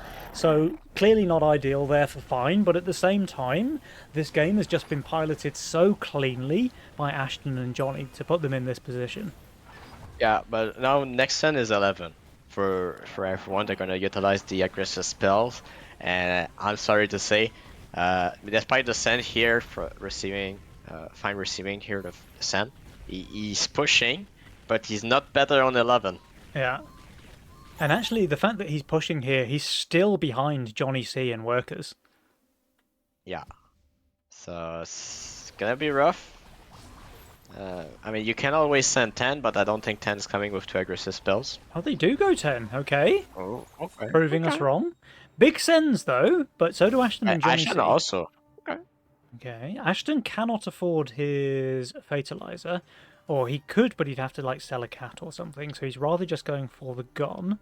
Meanwhile, though, Johnny C, my lord, can Chaos just be removed from the game? Please, Jules, are you watching this? Because look, the Chaos player gets the 260 send on wave 10, so of course, what does he roll?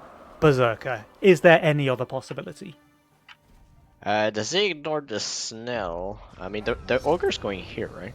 The Ogre's getting instantly obliterated by the Harbinger and the double Berserker, and then they're straight onto the boss. Harbinger does not get a second summon, so that's something in favour of the bosses of the gym. But yeah, the Warpwing even tanking the Robo is just perfect for him. Still not quite enough. It was a 260 send after all. Ashton pretty leaks good. only the Brutes. Fine leaks 19% to his send. Sagittarius does hold. So the Balkan Yeah, Lynx, they will lose some HP here, but I don't even think it's going to be enough to even up the damage that they took on wave 8, right? I mean, it's gonna be close to 66. But now we have Robos. All right, everybody full resending again on wave 11. Okay. I mean, Ashen had to be different here. Yeah. Yeah. The Hermit just in the mix. But I can see it to against be the Aquas honest- and the... Yeah, I mean, to be honest, the Hermit's probably still coming through from Johnny after income. Yeah. We have all-out assault from 2 of the players, Robo Army from Ashton. So Ashton will have a bit less on this wave, but it does, of course, give him the option to resend on 12 or even 13 if he wants to play it that way. Yeah, I'm not sure. I mean, like, the only play would be to resend 12 if you want to leak both Fine and Sagittarius potentially, but you'll need a high push from Ashton, Yeah. so not convinced about the Robo Army over the All-Out Assault. No, it's quite a bit less Mythium, right? So Robo Army is what, 50 Mythium plus the Robo, so 90, whereas All Out Assault is 125. Yeah. And it does point out that This they is want a to send big 12 or leak, though. 13. I mean, will there even be a wave 12 or 15? Uh, There's some pretty major leaks. Now, the Balkan Lynx, I think they can survive this with their King upgrades, but these 16 creeps on this side with not a single point in spell? Do they live this? gonna be close. But then, I mean, Ashton's not pushing. He's pushing. They do live, okay, but they're right down there to 10% HP. Balkan Lynx, they're not looking much better, honestly, with 21%, but Ashton, I think, really wishing he'd picked that all-out assault there because they may just have won the game. I know it's only an extra 35 Mythium, but maybe that's the difference between sending that DT and, you know, sending 2 more Robos or something like that. I don't know what his breakpoints were, but it can make a difference, right? And when they only have 10% remaining, maybe it would have been enough. Yeah, I mean, I think the main point is that it's really confusing on what's the next send now for Ashton. I don't think they want 12 or 13, so it makes it more confusing about the Robo Army. And that's another reason why All Out Assault would have been better for him, right? Because now he's just sending gold into Sagittarius's lane. So if he doesn't commit to this wave 13, All Out Assault was just strictly better there for Ashton on 11. Yeah, I mean, it could be seen as the ultimate bait that they go for income defensive on Final Sagittarius. And Sagittarius is, I mean, could have licked to the resend here. He would have linked to a resend, yeah, for sure. And Ashton yeah, does it's- not resend here on 13, yeah. So a little bit of an unforced error there from Mr. Butcher. The all-out assault just strictly better for him here. But it happens, look, it happens. But then what did they aim for? I mean, it has to be 15, right? With gun Yeah. build? You can defend and 14? They're looking pretty good. I mean, Johnny C actually looking quite weak on 14, but Ashton... Well, Ashton's not amazing there. Like, sure, he's got the 2 guns, but the rest of his unit's pretty bad 14. I mean, can he harden? Yeah, he can go for hardened monuments if you expect a 14, but I would never expect 14 against guns. I'm not Look sure. at the values here, right? Because Sagittarius, with the lowest income in the game, his cartel reverse power spike kicking in, and he's just falling further and further behind. And yes, here comes the wave 14th Send. We've got Needlers coming out, we've got Siege Ram, and I think the game is just going to be decided here, Shadow. Yeah, I mean, I think if you're Ashton now, you just spam golems and you harden them. Since you're standing here, you just want to defend, and so that's gonna be a golem army for sure. It counters any potential needlers. It's pretty good. I mean, I'd say pretty good DPS against Ram because it does impact, but it's not really good. But Yeah. that's that. Yeah, that's But- his only option, though, right? He has to just go for hardened Golem here. Oh, he's actually making another cat. I think I would have just preferred 2 Mudmen here, but he has to harden. He does. I mean, he's on value, Shadow. He's 2,900 here. He's got the most value in the game, although Fine actually is going to be on par when he finishes building. Here it comes, everything to be decided now. We've got 500 sends for basically everyone. Ashton, who has the most value, getting the smallest send, so he might just be able to hold, but the impact damage not helping out with the Rams, so those 2 guns kind of AFK for a long time in this lane, and as a result, Ashton will be leaking. But let's have a look at the other players. Johnny C doing very well, but not quite well enough. Same can be said for Sagittarius. Really good try, but not quite enough. 73% leak for him. Ashton leaking small. Johnny leaking quite hard. Yeah, I mean, it's going to come down to a race. Both teams are dead here, but the gates open at the same time, and Balkan Lynx will take this game number 1. But man, this was a close game, Shadow. Holy. Yeah, that was maybe closer than what Ashton and Johnny predicted. Yeah. Maybe closer than what Ashton and Johnny C would have been comfortable with, because that could quite easily have been a gate diff, I think. Like, if their side had opened a little bit quicker, Ashton and Johnny could have just been donezo here. But no, it was as per their plan. They did close the game out here on 14, but man, it was close. Sagittarius leaking very small there, 2 creeps and a needler. Fine leaking even smaller there, 53%, but he held the longest with his hardened Mudmen, and that's what I was thinking with Ashton, right? Why go for the Nekomata? You just need to store, you just need to win the race. Can you please just make 2 hardened Mudmen instead? I want to point out here, Fine did hold the longest, but he leaked at the bottom of his lane because of the Halo position. Of course, yeah. So even though Ashton leaked sooner, the fact that all of his stuff is right at the top of his lane means it has to walk all the way down, whereas Fine is already at the bottom. Yeah, you're right, Shadow, of course. So that's why the race was so close, because of Fine's positioning there with the Halo. But look, I think a lot of this has to be said that Fine just had a really unlucky YOLO roll, and maybe if his roll was a bit more consistent, this game could have gone differently. Not to take anything away there from Ashton and Johnny, they played this one very well.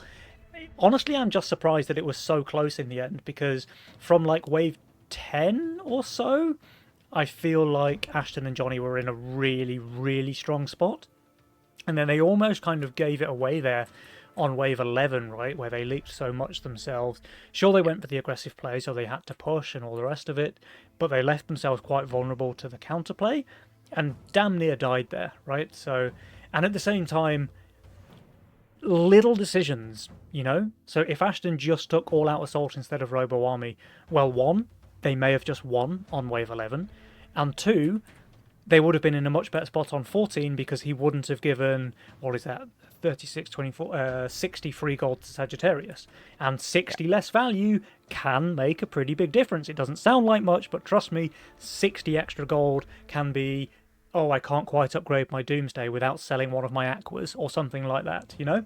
So these things matter, and that's why the race ended up being as close as it was. But I'm really excited for Game 2, Shadow. I'm really excited for Game 2. You talked about consistency. You know what Fine could have done here to be more consistent with his role? Go ahead.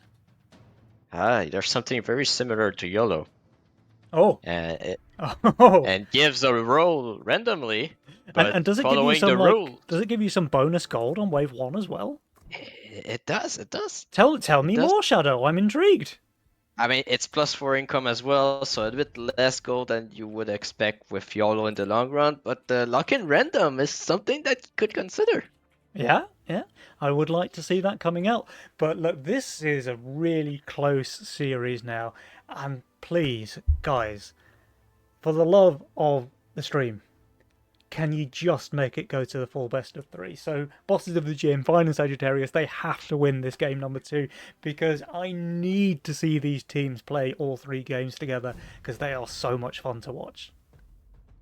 Yeah, I mean that was. I mean, I think it was close enough for it to be said that that's could have gone either way, and so with second round can also be going either way. And guys, we are about to find out. Sagittarius managing to load before the end of recorded history. So guys, game number 2 with a 1-0 advantage in favour of Balkan Lynx. Can the bosses tie the series or will it be another 2-0? Let's find out. Game number 2, let's go. You're gonna love it. I mean, Oh, Fiesta God, Johnny C showing us his stuff here, and he has the bazookas, which is a brilliant Fiesta. He plays it very well, but he also has that Nekomata, which he plays very well. I think he'll probably go for the bazookas, but again, happy to be proven wrong. Meanwhile, Ashton has the champion with a couple of good options to put it on. Obviously, it's very good on the Nightmare, but it can work pretty well on something like the Oathbreaker as well, or even... no, it's probably just those 2. yeah, I do think it's gonna be Nightmare opener from Ashton, with a classic Oathbreaker follow-up. I think it's pretty. I don't want to say it's the only thing he can do, but it's probably the most reliable one, especially with a Fiesta player. And the Cat plus Looter, that's exactly 1 creep leak on wave 1. So he's going to try for it, but it's going to work. He's not receiving us now, so... Yeah. Well, remember, Fine and Sagittarius, they started last game with a double snail. Got punished because it's just free gold for their opponents. Didn't want to get their fingers burned again, and as a result, they're going to get punished again. So this is what I mean, like Fiesta God Johnny C. I'm pretty sure I've just got this Greek guy living in my head rent-free because anytime I play Johnny C on the ladder, he always makes the correct read. Like if he plays Fiesta, I don't snail him. If he plays Chaos, I do. If he does play Fiesta and I full send, he leaks 1 creep. If I income send, he leaks 1 creep. If I save, he leaks 1 creep. The guy's just an absolute machine, and we see it here. Although that was a 25% leak, so you promised me 1 shadow. Did you lie to me, man? I mean, I don't know. I guess sometimes it's 1. It's consistent now. Okay, here is the snail resend coming out. Johnny C is adding value. So again, he's reading it like a book. Ashton, I mean, he's on that Nightmare, so the snail is just food for him. But that's just Sagittarius sorting out his income. Will Johnny spend this 30 gold or not? Now, you play more Fiesta than me, Shadow. How does a 160 value cat do against a snail on 2? I mean, if it's only the cat, it leaks quite hard. But with a split? With a split, it's closer to 42. And Sagittarius, he got a snail as well, but of course he's completely fine there. And it's getting a few more. Wait, Okay. Fiesta God, Johnny C, 17%? Holy moly. We're in I mean, for a I bit guess of the a... split does a lot. Yeah, the split does a lot, clearly. I mean, that's 10 gold that gains an extra, like, 100 HP for the cat, right? Because of all the travel time. Yeah. So, yeah, I mean, more effective than I thought, so... That's pretty good. Also, you don't add the stacks here on 3 for the cat. It's perfectly two-shotting, so... That's good for Johnny C to not add the value there. But he's not receiving here, but he's playing minus 100. Alright, 60 send for Sagittarius, the only one getting a full send here. But he is kind of ignoring the DT. Okay, now his steeds are both on the DT. They're going to take a long time to kill that. And the Gate Guard is getting chomped by the wave. Oh no! This send is deadly here for Sagittarius. Yeah, you kind of want to have the split going here. Same height with the split allows the Gate Guard to be less punished, because now everything rotates to the Gate Guard because of the DT. Yeah, I mean, it's not terrible. It's a 33% leak, but he could have just held, right, with slightly different positioning. Yeah, I do think that one steed in the split would have done pretty well.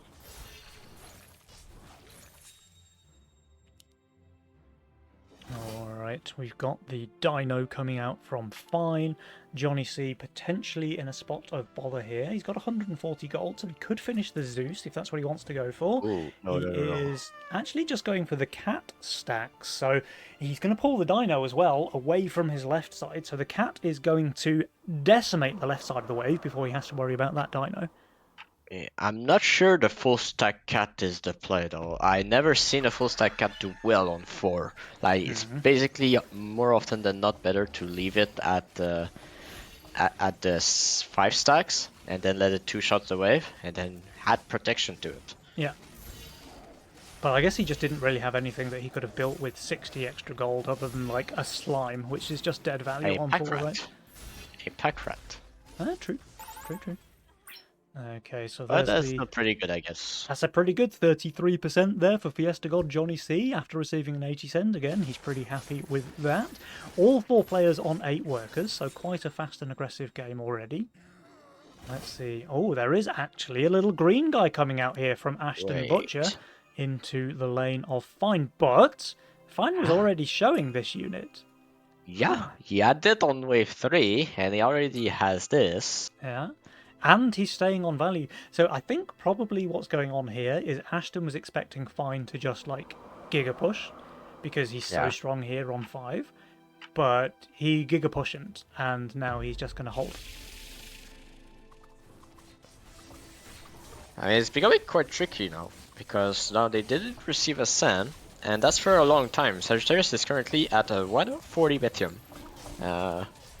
Oh, but his masks, they didn't pull anything, so they're just complete yeah, dead value okay. there for Fine, and as a result, he's actually leaking decently. So yeah, Ashton, clearly knowing better than myself about sending into Pilgrims here on wave 5, 58% I'm kinda surprised leak there too. for Fine. I'm I think a kinda lot of it comes down surprised. to these things just not tanking at all, because his Infiltrator was so high. Yeah. But yeah, I mean, Ashton is under pressure, and that's 3 brutes on 6. Yeah, big sends coming out here from Fine and Sagittarius going for the knockout counter punch, the triple brute into Ashton. He'll be able to add a snail as well, and Fine with a couple of brutes of his own. He's close to adding a robo or a lizard. I don't know if he'll quite reach it. That might have to be a snail as well. He's very close though in terms of getting that 40 mythium. Yeah. But Johnny C adding the Berserker here while staying on pretty decent value. He should do quite well here, though I don't expect him to full hold. Yeah, there was a lizard. There was a lizard. Okay, I mean that's really good against the Berserker as well, of course. Yeah. Oh, the I Berserker's mean, he's dying gotta- way too fast. Oh no! Ashton has the big guy, but the big guy is not that strong on Oh. 6 and on 5. Oof. That's pretty terrible. Yeah, I mean, I guess I wasn't watching Ashton's lane, but his Oathbreaker must have just got overwhelmed there, leaking everything on 1 HP. That's really painful there for the Butcher. That's the sort of thing that I normally only see in my own lane, none of the enemies. I mean, Sagittarius went for the Bulgarian Gambit, and so Oh, the It's Bulgarian worked. Gambit. That's a throwback. Shout Oh, yeah, out that's to Zarku and Ithian. I'm here for the throwback. But look, guys, anyone who's cheering for a best of 3 series to be played, you're pretty happy with the way this game is going so far.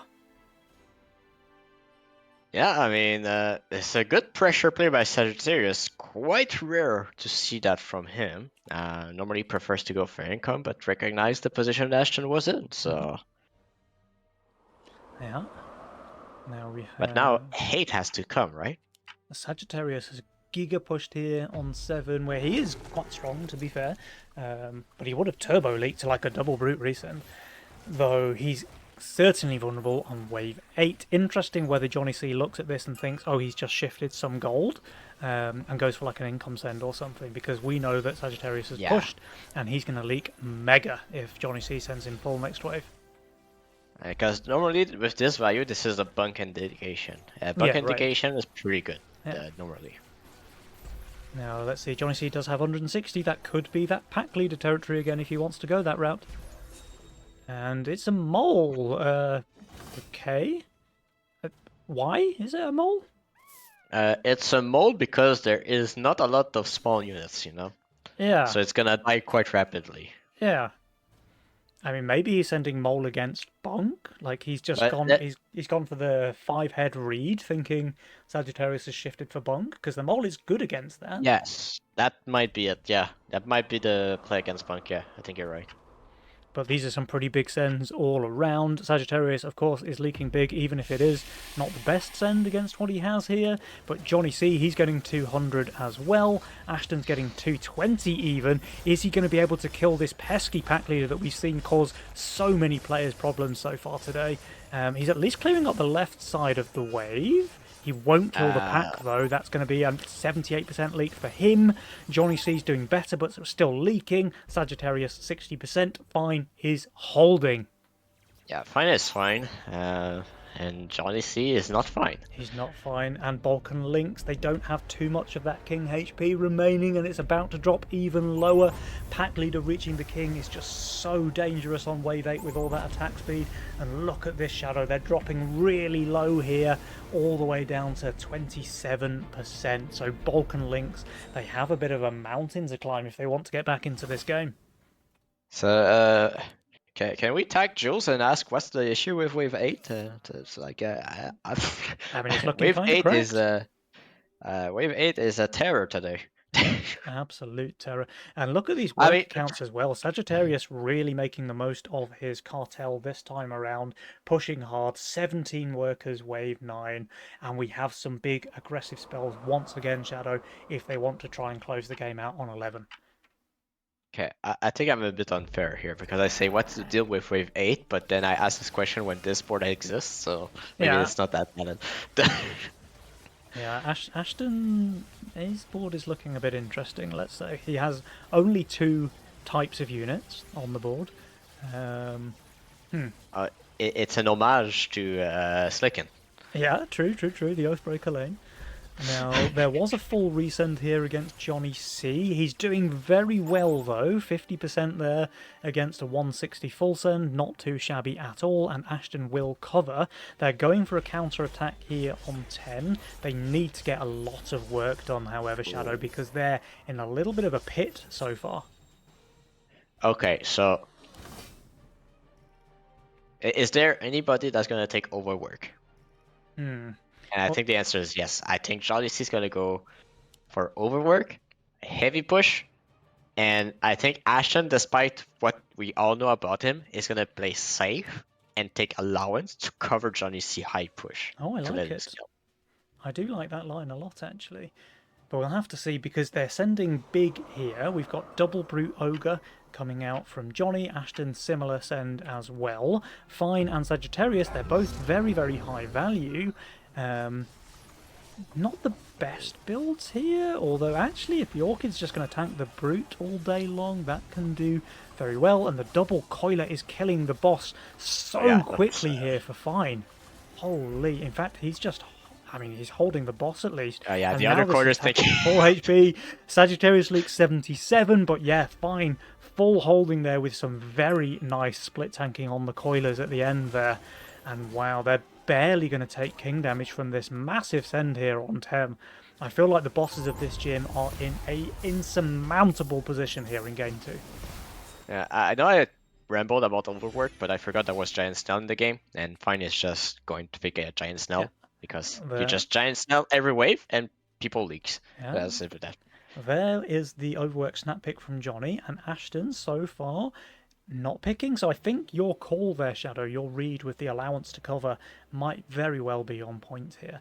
Of course, they need to hold here. They have 29% King HP remaining, so they cannot Yeah. afford for Ashton to leak. Johnny C very likely to leak, of course. But Ashton, come on, you got to did pick he- something. I think he's re-rolling right now. No, okay, he was just thinking. I don't know. Okay, he built everything. It's fine. He did build it, build all this stuff. It's quite a small send there for Ashton as well, but the giant snail's obviously worth more than their Mythium cost. I like the split on the gun here. Oh, this is a really good split on his Mr. Slickens though. Look at that guy bopping away to the bangers. Oh, this is I just lo- perfect for Look Ashton. at Johnny C2. Look at Johnny C2. Oh, Johnny C's doing extremely well, but some fantastic aggro there with Mr. Slickin still alive in Ashton's lane, and he is going to be able to cover. So, pulling off a bit of a miracle hold here, keeping the Balkan Lynx team in the game. Ooh, I don't like this send right away though, but Yeah, I guess it is good against this, but yeah, fine. I mean, Dreadknight fine can is cook plus here. 30 value, right? He does have the DK here, but not much tank value to keep it alive because this is a self-buffing chieftain. Hey, it's Right. not tanking. And Oh it's yeah, you're not right. tanking. So all of his melee units, these are like paper against Wave 12. They're dying Yeah. very quickly. And then there's an ogre and a brute wailing away on the DK. If you're Ashen, you go for another brute and a robo probably. Oh yeah, because the robo would Oh, distract the coilers. imps. Yeah. That was the idea, but I guess no, Oh, they're too this far in actually front. does tank. Okay, that's a bit fortunate, I think, with that positioning. But the DK is still getting run down here. It's going to die very, very quickly. Did just get one summon off at the end there, but look over here. We've got a pretty big leak there from Sagittarius. That's 135%. Fine is doing much better. Of course, he's on value. At least But, one Sandworm dies. In fact, Fine's just holding again. He's a beast, man. Yeah, but with plus 30 and a Dread Knight, I don't think that's the kind of hold you were. No, hoping, you because want to this be is holding and cooking. covering, right? Yeah, but he's gonna be the problem.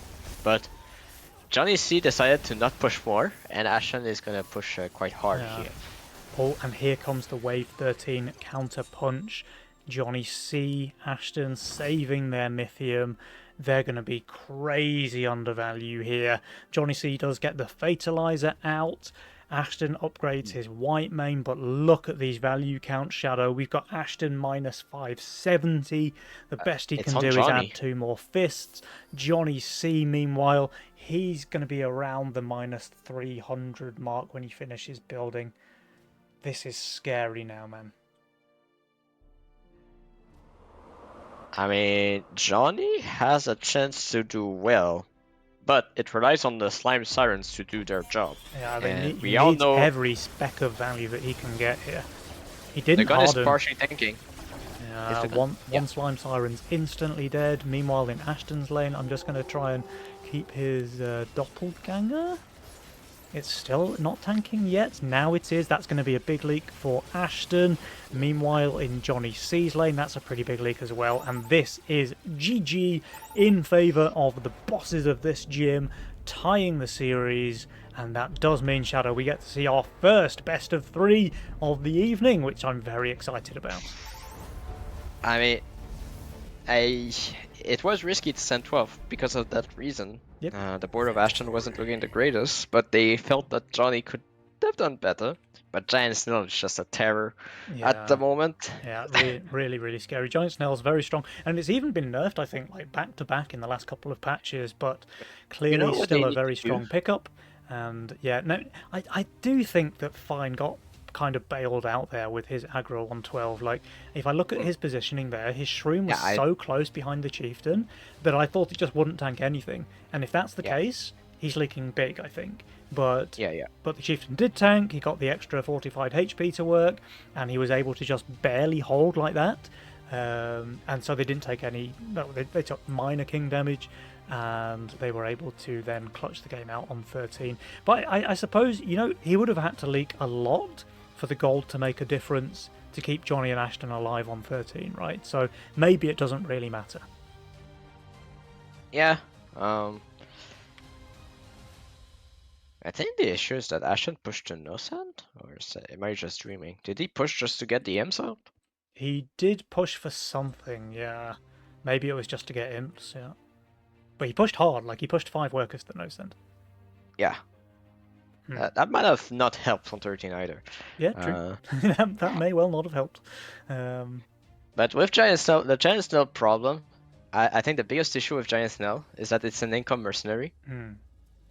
And so you can send them no matter. They act as power merc, but they give the gold as if it's an income mercenary. So you get the full income if you send them, but they receive less gold if they kill them. Yeah, true. That is true. So that is one interesting side effect of the recent bounty change, right? Where giant snails are just very favourable to pick as a spell. All right. we Yeah, have I think that's the main reason why it's broken. But I might be the only one thinking that.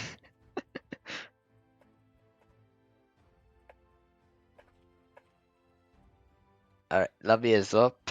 All right. Game number 3. Oh, let me adjust my scoreboard real quick.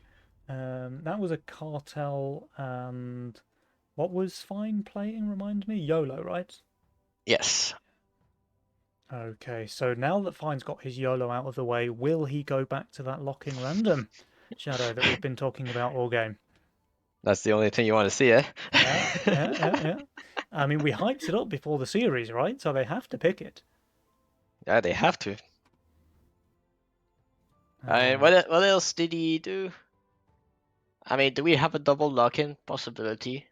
Fine, I think, is not Mm. so much of a double lock-in now. I think if we were watching Group A and a Atrocity, I think we'd be seeing a lot of double lock-ins over there with his Flower Angler, with his Warpwing APS, all of that sort of nonsense. But for now, I think this side of the bracket is maybe safe from the double lock-ins. I mean, there's double lock-in, Warp Wing with Casket, right? Yep. That's the new tech. With Casket? Oh, of course, for all the Giga minus damage. Yeah, I see. Okay, Shadow, the first best of 3 of the day is here. Finally, after caster cursing the first series, it has been lifted. We do get to see the full 3 games played. Bosses of the Gym versus Balkan Lynx, everything to play for. The winner of this game now guaranteed in tomorrow's semi-final. So who will it be, Shadow? Let's find out.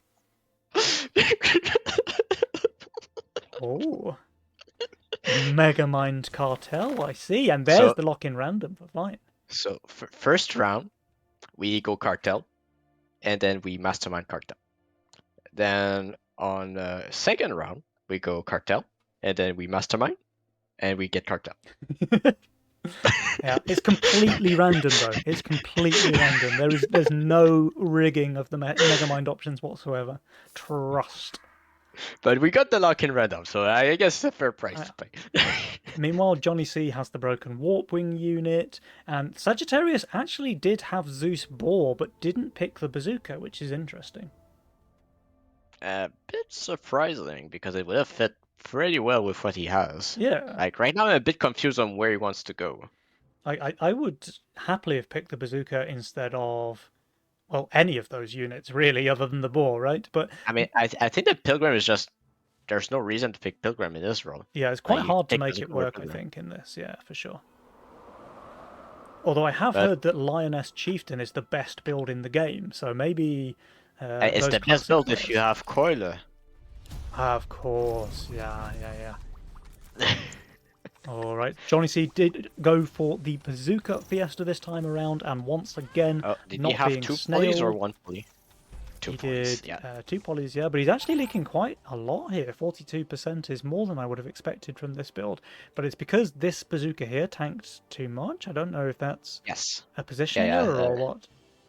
It's just with a range unit, like you want only half a square, but even then you leak.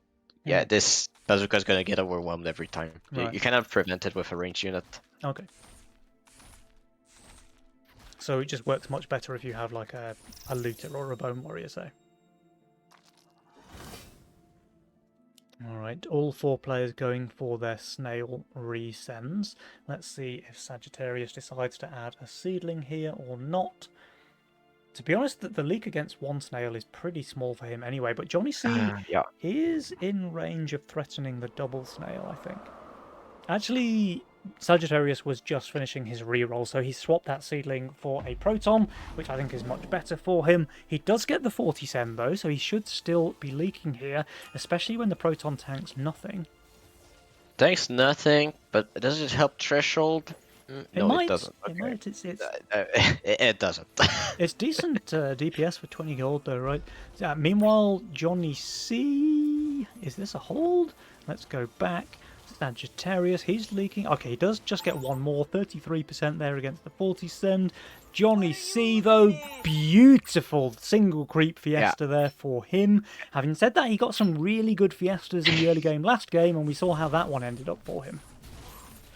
Yeah, yeah. But this one is looking pretty good. The bazooka is way more stable as a Fiesta, because it tanks so well, and there's a new tech now that you keep this one as a bazooka and you upgrade this one as a Zeus, Okay, so that your aggro stays the same. that's pretty cool. So I don't know if Johnny utilizes it. It's a bit weaker on 8, but it's better early for Yeah. the leaks. Yeah.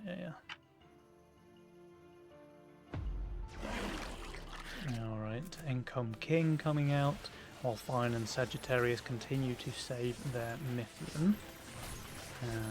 Yeah, Fine easily holding, of course, with his 7-worker flower build, and Sagittarius the same, should be able to push 7 workers of his own. When do they want to counterattack, though, Mr. Wings? I mean, right now, Fine is pretty okay with income sending, just because he has answer for all of his weak wave. I mean, maybe 6 is sketchy, but with Pilgrim, the Daphne can tank way more than you expect on 6, so goes Daphne here, Pilgrim on 5, and then you're kind of smooth sailing. Now, Ashton is getting bruted here. The False Maiden pretty good against that. It won't be tanking, though. Oh wait, what's the range on the banker? It's slightly higher. No, it won't be tanking, But it's going to do a ton of damage, and obviously with the mixed AoE from the flower as well, he's just melting the wave. That's crazy. Does he even lose the banker? It's close. One more hit from the brute. It does. Okay, that's a bit of a shame there. Meanwhile, Johnny C looks like he's going to be picking up another juicy Fiesta. Absolute beast there. 100 send leaking 2 creeps. That's Fiesta God Johnny C for you folks. Yeah, I mean, that's pretty good Fiestas right now. I think he's quite happy with how it's going. But I want to see him utilize his pressure now. And that's looks like what he's doing. But then it has to be something like 6 or 7. Against the Scallywag, it depends. Yeah. That it's like, do you do the Scallywag shift on 6? Or do they build on 6? That makes a huge difference. And so I do think that looking at the boards, if they see the Pilgrims, they're gonna go 7. But that's if they're safe on 6. And guess what? We have a Zeus player. Yeah, and Zeus is pretty good on 6. Pretty good on 6. Ashton, not looking great on 6, honestly. Like, maybe if he could afford the big wig, but I don't think he gets that much Nah, gold. it doesn't. Yeah. Wait, is Johnny C getting another Fiesta here? He No, is that's not. a hold. That's a hold. That's a okay. hold. That's probably good for them, though, honestly, if they want to skip wave 6. But no, they just go for a send here on 6 themselves. Okay. I think they feel the pressure on Ashton a little bit. Yeah. Look at this, though. Sagittarius with the slime mommy here on 6. Can you imagine if these guys did go for that wave 7 send? The Mimic would have just obliterated Sagittarius while farming all of that juicy gold for Johnny C. But what is Swine doing now? I mean, he's receiving only income, but he still has to spend his gold, and that's another Pilgrim. That's... Oh, I mean, they're both on value here, so they're going to be fine. But just imagine, wave 7, they're looking so weak, Shadow. Kind of bailed out by this end here. Yeah, I thought that with Johnny C's build, they're going to say, okay, we go 7. But Ashton didn't have the threshold to cover, so he needed to send. So they... Sagittarius is just holding the full send, it looks like. This is really bad for the side of the Balkan Lynx. They went for a play here, and it is going to backfire big time, because now Fine and Sagittarius, they have the pressure on their side. They're using it immediately with a double mole send here. And yeah, Johnny C with 2 Zeuses on his board, very vulnerable to a mole send indeed. And he's even upgrading a Pegasus here, so his damage on this wave is just very, very low indeed. Yeah, Ashton might... Can he do well? I mean, he's plus value. Yeah, but he's that's a plus value. banker. He's got like this unit, this unit. He does have a Hellraiser, but it's obviously calm because he just built it here. So, I don't know, this could be very dangerous for the side of Balkan Lynx. Yeah, I don't. Bigwig split Yeah. tanking kind of nicely. I think the biggest problem right now is that Ashton Yeah, is so not better next. Yeah. Well, But I mean, he will Ashton's at least doing- have the wait, Ashton? tantrumed Hellraiser, right? Ashton. Wait, Hey, Ashton's just holding. What a beast. Ashton's just cheating. Yeah. But he didn't harden his bigwig. No, so he he's will still in lose the middle. bigwig here, which is a little bit unfortunate. It was close, honestly, because he very nearly kept that Hellraiser alive, and then if it stayed behind here, he might just be able to full hold. But like this, he will lose the bigwig for sure. In fact, it's not close. But yeah, I think this could have I been mean, much it's- worse. Yeah, it's still pretty okay. Ashton's not too far behind in Warters with a bigwig. Doesn't get the gold here, however. Hmm. But he's kind of weak still to the resend. The Hermit makes a lot of sense here to me. Yeah, but he's staying plus value, so he's plus 40 on the Butcher. He's Minus really- 200, right? Yeah, sure. I mean, that's just absolute dead value on this wave. But I was going to say as well, he's really lacking in tanks. So, like, the Hellraiser is phenomenal here in terms of damage. But what are his tanks? He's got 2 gargoyles and a flower. Yeah, I don't know how his split thinking is gonna be. Also, yeah, this is very confusing to me. Yeah. Okay, it's just perfect split aggro. Okay. The Hellraiser is tanking for the first time in the game, by the way. It hasn't tanked on any other wave. So, It's a range wave, so it thinks. yeah, sure. I mean, as a result, he's just got completely perfect aggro and is easily holding the 120 reset. And Bigwig lives, but Oh. it won't live too long, right? It's gonna Johnny die. C leaking the income send. Will the bigwig die? Yes, it will, because it's going to tank first, right? So Unless? what's the POV of Unless? Wait. Oh, it Ah, oh, that was no. close, man. Is this worth a report to Johnny right now because he killed the Bigwig 2 times? Yeah, I think so. Yeah. Yeah. Report Johnny C. Add him to the new matchmaking scouter feature. You don't want this guy on your team when you're playing bankers, apparently. Ashton's on fire now, by the way, with his bigwig dying 2 waves in a row. That makes sense. Yeah, I do. Yeah.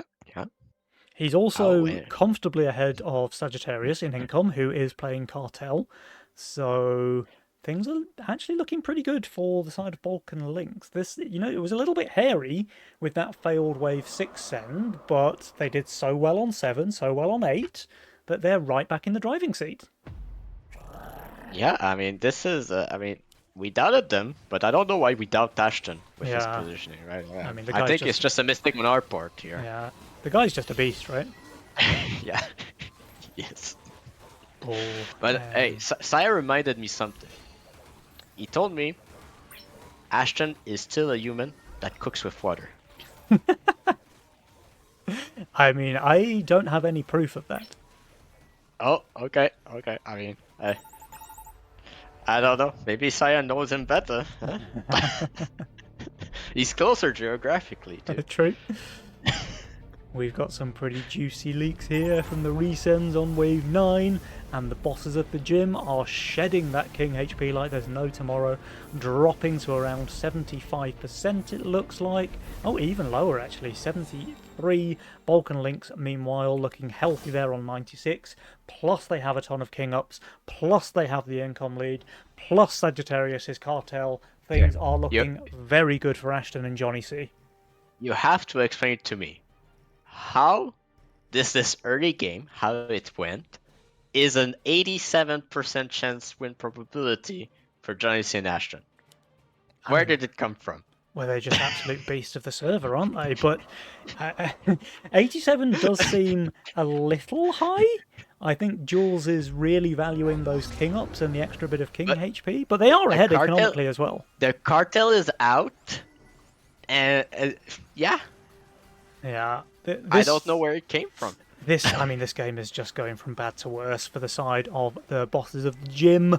They even income send here, giving Johnny C yet another. Oh, he almost killed the boss. I was going to say nearly a perfect Fiesta for him if he just did that last 65 damage against the boss. Meanwhile, Fine and Sagittarius, they both leak decently. They're going to take even more king damage here, which they cannot afford. And guess what? The banker lived for Ashton for the first time this game. Oh, oh, Beast. value. Cinema. 27% HP for the bosses of the gym. Jules now giving them just 7% chance to win this one. Things are looking very dicey indeed. So, Shadow, Balkan Lynx, when do they need to close this one out against Fine and Sagittarius? Yeah, first of all, I was about to say they need to survive 12, which Ashton doesn't look pretty strong. But hey, Sagittarius said, okay, you're safe 12. So that means they can look past that, and they go 14. Yeah. And I don't think they can do much on the side of Fine and Sagittarius to counter that 14. Yeah, wave 14 is going to be deadly indeed. And actually, we see Johnny and Ashton both taking the Battle Scars plan. So even if this game does have to go a little bit later, they are just heavily favoured, I think. Yeah, but right now what's happening is that 12 is not a possibility now, despite having Zeus's, despite having Gates, despite having Banker. Like now, this send from Sagittarius just nullifies every possibility of a comeback on 12. Yeah. And now that means that 13 is no longer an issue also because Johnny C is super strong there. And so they can reach 14 easily. And they have no answers. Oh, and look at these 50 gold shutdowns on both Ashton and Fiesta God Yoni C to use his full title. And like you say, Shadow, they are really in the driving seat now. Sagittarius having given up all pressure against Ashton, and Fine doing the same now with his Income King send against Johnny C. So I think that 14 send that you mentioned is looking ever more likely. Although having said that, Sagi and Fine both still on value, so Johnny and Ashton could go even longer if that's what they want to do. Yeah, but like the correct play here for Ashton and Johnny is to have Johnny like full push. Like he has Ocean Templar if he wants to on the Sovereign. He has Battle Scar. And he hardens here because he really felt like 12 was the logic send against him. And that's why Ashton is overvalued here. Now they can't push because they're just incoming. So the worker count's going to be like 30, 35. Yeah, and then 14 is looking very dangerous indeed. They're actually... Yeah, Johnny C's full pushing. Okay, you called it, Shadow. Sagi was kind of rewarded with his reroll, by the way, so he rolled away that Zeus, which I didn't like, but turned it into a Disciple, which I do like. Yeah, but with this high of a push on Ashton and Johnny C, 14 to 16 is within the realm of possibilities here. Yeah.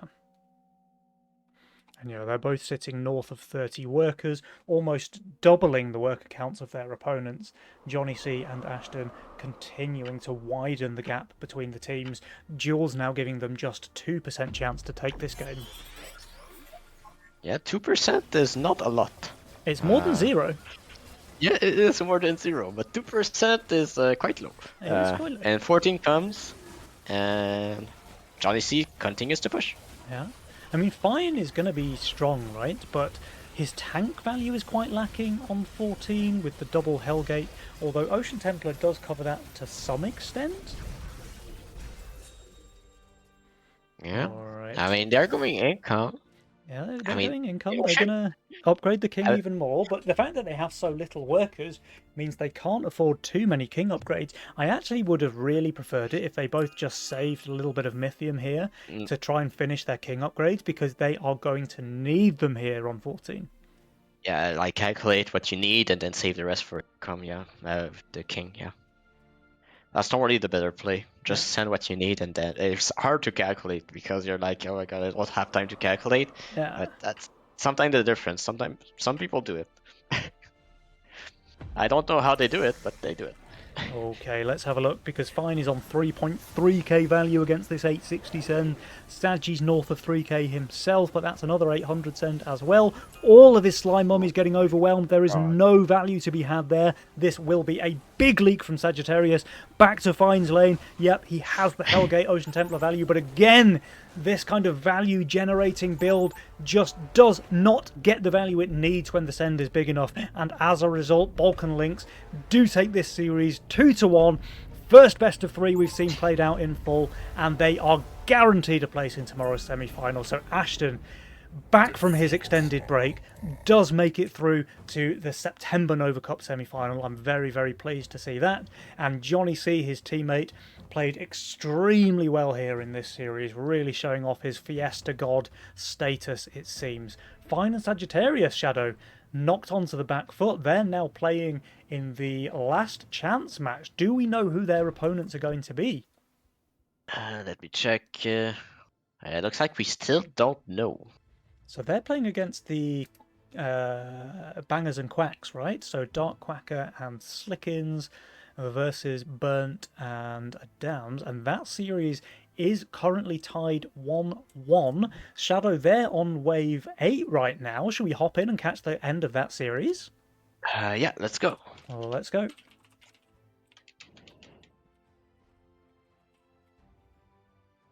Alright, I am getting into the game. If you wouldn't mind doing a quick overview as soon as we hop in here, Shadow, I will update my scoreboard to reflect the teams The that we're overview of looking at. the last series that we've seen, or this one? This one. Okay, so Slicken is gonna be on the Fiesta here, Quacker on the Kingsguard. It's something they played a lot, the Kingsguard, to try and protect their king a bit more. Adams on the castle, and Burnt is gonna be on the lock-in, and I suppose random. So right now the king HP is pretty similar, not too much. King upgrades, 4 attack, 2 spell on the side of Slicken and Quacker, and 7 attack, 1 regen, and 1 spell on the side of Adams and Burnt. Awesome. Okay, the scoreboard is fixed. We are in the game. Thank you for that overview there, Shadow. There's a small chance that your esteemed streamer forgot to change scenes, so you might have just had the radio commentary there from Shadow Wings for the Wave 8, but it was a very good radio commentary, so hopefully it was descriptive. I hope so. And the Hardened Mudman comes through on Slicken for Wave 9. Okay. I mean, he is getting a brute resend here, and he's quite low value, but with the double Hardened Mudman and the Pilgrim to heal them both, isn't he just going to be okay? Yeah, basically Slicken just said 9 to Julian. Yeah, he's going to snipe this brute here as well. There it goes. Oh, yeah. One more heal. Yeah. I don't know what it is with Wave 9, but if you send brutes, the brutes just dies instantly for random reasons. I mean, it's consistent. It's consistently dying first, yeah. This is a pretty juicy Fiesta there for Mr. Slickins. He gets the 100 send, he leaks 33%, and yeah, he's looking good. It's looking good, and also the Hardened Mudman don't make too much of a difference on 10. He has the Daphne, so it's looking decent. Yeah, he is getting Mass Snail resend here. Does go for the second Daphne, of course. 85 more gold as well. I mean, I'm struggling to see where the 40% comes through, because they are ahead in income, they're ahead in workers, and they're equal on king. I wonder if Jules has like incorporated things like castle into his mix. So he's saying like this guy's about to have a power spike, and he's adding that into their win percentage. We'll have to ask Jules if he has any of that. Because I don't really understand it currently, what's happening. Yeah, because I know looks the value very of close Slicken right now. Yeah. Oh, Slickens is going to leak decently here, of course. But again, it's Fiesta, and he got a full send, so it's not the end of the world. They're still ahead in workers. I mean, I expect the percentage to like equalize on 11, but maybe I'm just crazy. And we're about to find out. So Adams will get his big income power spike here. So he's now, well, I was going to say decently ahead, but with the income resend here from Slickins and Quacker, he's only slightly ahead of Slicken, 228 over there. And guess what? Dark Quacker is on Kingsguard. So again, probably misleading on the win percentage, although it has closed now to just 54% in favour of trade-off, because Kingsguard is incredibly strong, I think, especially as you move into this mid and late game scenario, where it always gives you the advantage in a base race scenario, and sometimes it can just give you that clutch hold where any other mastermind you would have just died. Kingsguard can keep you in the game. Okay, now what's gonna be interesting here is the next step here. Look at the push from Adams and Burnt. Do they push to the Sen or do they not? If they do, that means it's 13. Yeah. Oh, he did push one, and Adams is pushing one as well, but they didn't both like giga push, so I think they are planning to go a Yes. bit longer. So that's 15. But the thing is, I think that Slicken and Quaker can expect a 13 cent against their boards. And so they might go for income, which will enable Adams and Burnt Right. to go further on Yeah. 15. I don't think Let's they see want if 13 they at all, see. because we have Pulverizer picked up from Quacker, right? And that's just really good on Elite Waves. Yeah. But it's still something. If you income on 13, it helps the one saving longer, especially an equal worker currently. Yeah. Alright. But yeah, I mean, let's see if Slicken and Quaker just blindly went into the game, or they did some look of what happened the previous series, because it has been consistent that Adams and Burnt were low pushing in the mid game to try and bait an earlier send and go longer than the opposition. So let's see if they've seen that or not. Adams also has a phenomenal late game role, by the way, with the Boar, Zeus, and Disciple. Like, why pick Zeus or Disciple when you can just have both? I didn't see this line. Quaker baiting the 13. Okay, I mean, really well played there from Quacker. So they have successfully baited the send here from Adams and Burnt. Now they just need to make it work. But again, he does have that Pulverizer gun, which turns the gun from a terrible unit on 13 to, guess what, a pretty good one, actually. Yeah, and this is crucial because this would have been pretty bad on 14. Yeah. And even on 15 against the Kraken, that would have been quite difficult to deal with. And so baiting the send here earlier, a very nice play by Quaker. I didn't see this line. Slicken saved his Mythium as well. Yeah, I think that's the correct play against the board of Adams. But I think the send into Burnt might just be a mistake as well, right? Like, the Four Eyes is just wasting away against these Peewees for the longest time.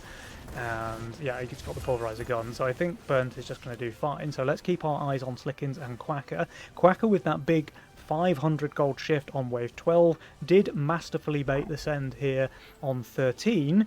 How well do they hold though? Well, Slicken 67%, that's not too shabby. And Quacker, this looks like a full hold to me, fam, because as soon as this thing dies, he's going to chain stun the Four Eyes, right? Here it goes. Is it going to be enough? There's one stun. And two stun. There's two stun. Yeah, the Four Eyes gets like 2 attacks in between stuns. It's not enough. That's a full hold from Quacker. Really nice play there from him to bait the send here on 13. Very, very well played. So now it's pressure now because they did do a split send. So Bird is gonna be a slightly worker count. Same goes for Quacker. But Slicken only pushed 2. That indicates to me that I think he's looking at 16, but I don't think he remembers he has Pyro. Yeah. It's And pretty rough. Burnt can be an absolute beast on 16 as well, right? With his Vulcan cannons. He's got good tanks as well there with the Royal Guards and the Fatalizers. Quacker pushed more. Same goes for Slicken. Looks like they changed to go for 50. Okay, yeah, Slickens is continuing to push, right? Yeah, he pushed 2 more. Okay. And then Quacker pushed 5 more. Alright. I mean, it's just really rough. The position against Adams is like, where do you send him? Yeah, I mean, he's got such a good role, and he's just in the lead economically as well. It's a pretty good combo if you're an Adams fan.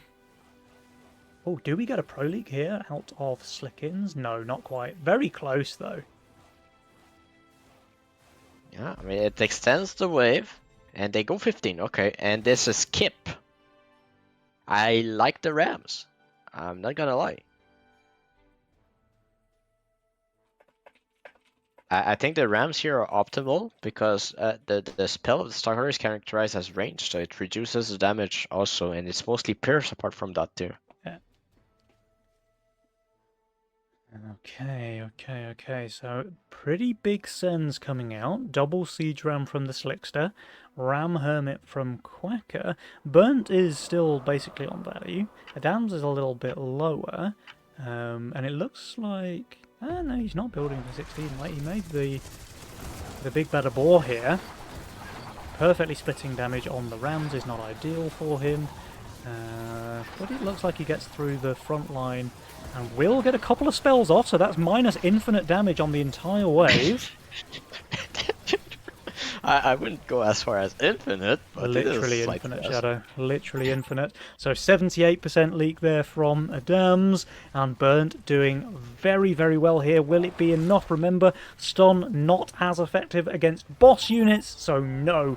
45% leak there from Burnt. Pretty respectable, though. They will survive this easily, and crucially they saved their Mythium. So with all of those stockpiled bricks, it looks like they're going for a counterpunch here on 16. Right away? Wait, what's the build of Quacker? Wait, against Quacker? I mean, Okay, I mean, the thing that can happen is that he prepares 17 instead, but he prepares 16. He goes Fatalizer, Lioness, and Vulcan Cannon. I So he can does... assure you that with this size of a stand, Quacker is not leaking. No. Well, Slickens did full harden last wave, so that might have been part of the reason for this call here. I mean, Slickens is leaking, right? So they will get some damage and some Burt out of that. A second, I think you want to buff something else that this guy. Yeah, something that's not a hardened Mudman, but he's run out of time, unfortunately. So 760 send for the Slickster with a buffed, dehardened Mudman. That's going to be a big leak for him. And as soon as the split dies, all of his coilers are dying very, very quickly to that Centaur. And let's have a look at Quacker, because you were thinking he's going to hold, and it does look like he's doing extremely well, in fact. But yeah, pretty juicy leak there on Slickens. That's 106%. And the Four Eyes getting distracted here, splitting on the two guns. One of them... Oh, no, one of them doesn't die. The stun is too much. Holy moly. Okay, I mean, Dark Quacker just pulling off some miracle holds here. Wave 13, wave 16. The guy is proving himself a formidable opponent for Adamas and Burnt. Oh, and actually, look... I don't like this push asymmetry right now coming from Quacker and Slicken. It's definitely Adam's Adam is the strongest. Yeah, despite being saved on, Adam is the strongest here. Yeah. I don't like Slicken pushing less though. Slickens is in a kind of a rough spot, right? He's falling behind everybody else in the game. He has... he doesn't actually have the lowest value. He's pretty on par with Adams in that respect. But he does have a lot of fewer workers. Adams is trying to bait the 18 here, quite heavily. Ah, no, come on, you could have baited it. He's going for Starcarder. Another broken combination, on top of the broken combination, because he can. Well, again, combos are fun and good for the game. And Adams is using those combos to the fullest. So... And they don't cover each other perfectly, right? So the boar doesn't help against spam against the Starcarder, right? I don't know. There might have been like a famous venting video made about just this combination a year or so ago. I can't quite remember. Maybe. I wonder who made it. And again, the asynchronous send coming out from Dark Quacker here into Burnt Das value, but he is living up to his name. He's in grey value. He has 2 Fatalizers. He has a bunch of these things as well, which I don't know if you're aware. They're actually pretty good. Yeah, I've heard about it. And he even has a couple of these bad boys to keep his tanks alive as well. So Burnt, I think, can do very well here. And this might just knock Dark Quacker off his top spot, because he's actually on fire now. But I think if Burnt is able to hold here, he's going to be easily topping the power score. Yeah, and I think the play here from Burnt is to not push. Yeah. And he doesn't. He knows that Slickens is in a rough spot. He doesn't need to risk it. And I mean, it's not even close. This seems like Quacker has played so well for this game so far, and then just makes a big error here with this send on 18. And the big reason why Burnt doesn't have to push is because he has the best wave 21 possible. What? Oh, with the warp wing or what? Yeah, with the warp wing. Yeah. What's better than reducing damage on wave 21? Yeah, true. Maybe this nonsense could be better. I'm not sure. Yeah, but he's under pressure, so you kind of have to go for the second best. Okay, I'll admit it. And Adams and Burnt are both really strong on 20, right? So sure, Yeah. Adams is very low in value, but I don't think Burnt can leak 20 even if he tries. Although maybe spending another 500 gold on these things is going to give him a chance to leak there. Yeah, I mean, I don't know. I think the only play that Quaker and Slick can have is put your heels on the ground, dig them real deep, full king, and then just brace for impact and go longer. But they're not doing that. They so do I go don't- for this wave 20 send, but I think it's a little bit of a hope and a prayer, That's the honestly. concept, yeah. Adams the might leak because he's very, very undervalued, but Burnt with his triple fatalizer, with his iron scales as well. The one thing I wish is that he's spending even more value on these. That could have just been another iron scales instead, and then he would be simply unleakable.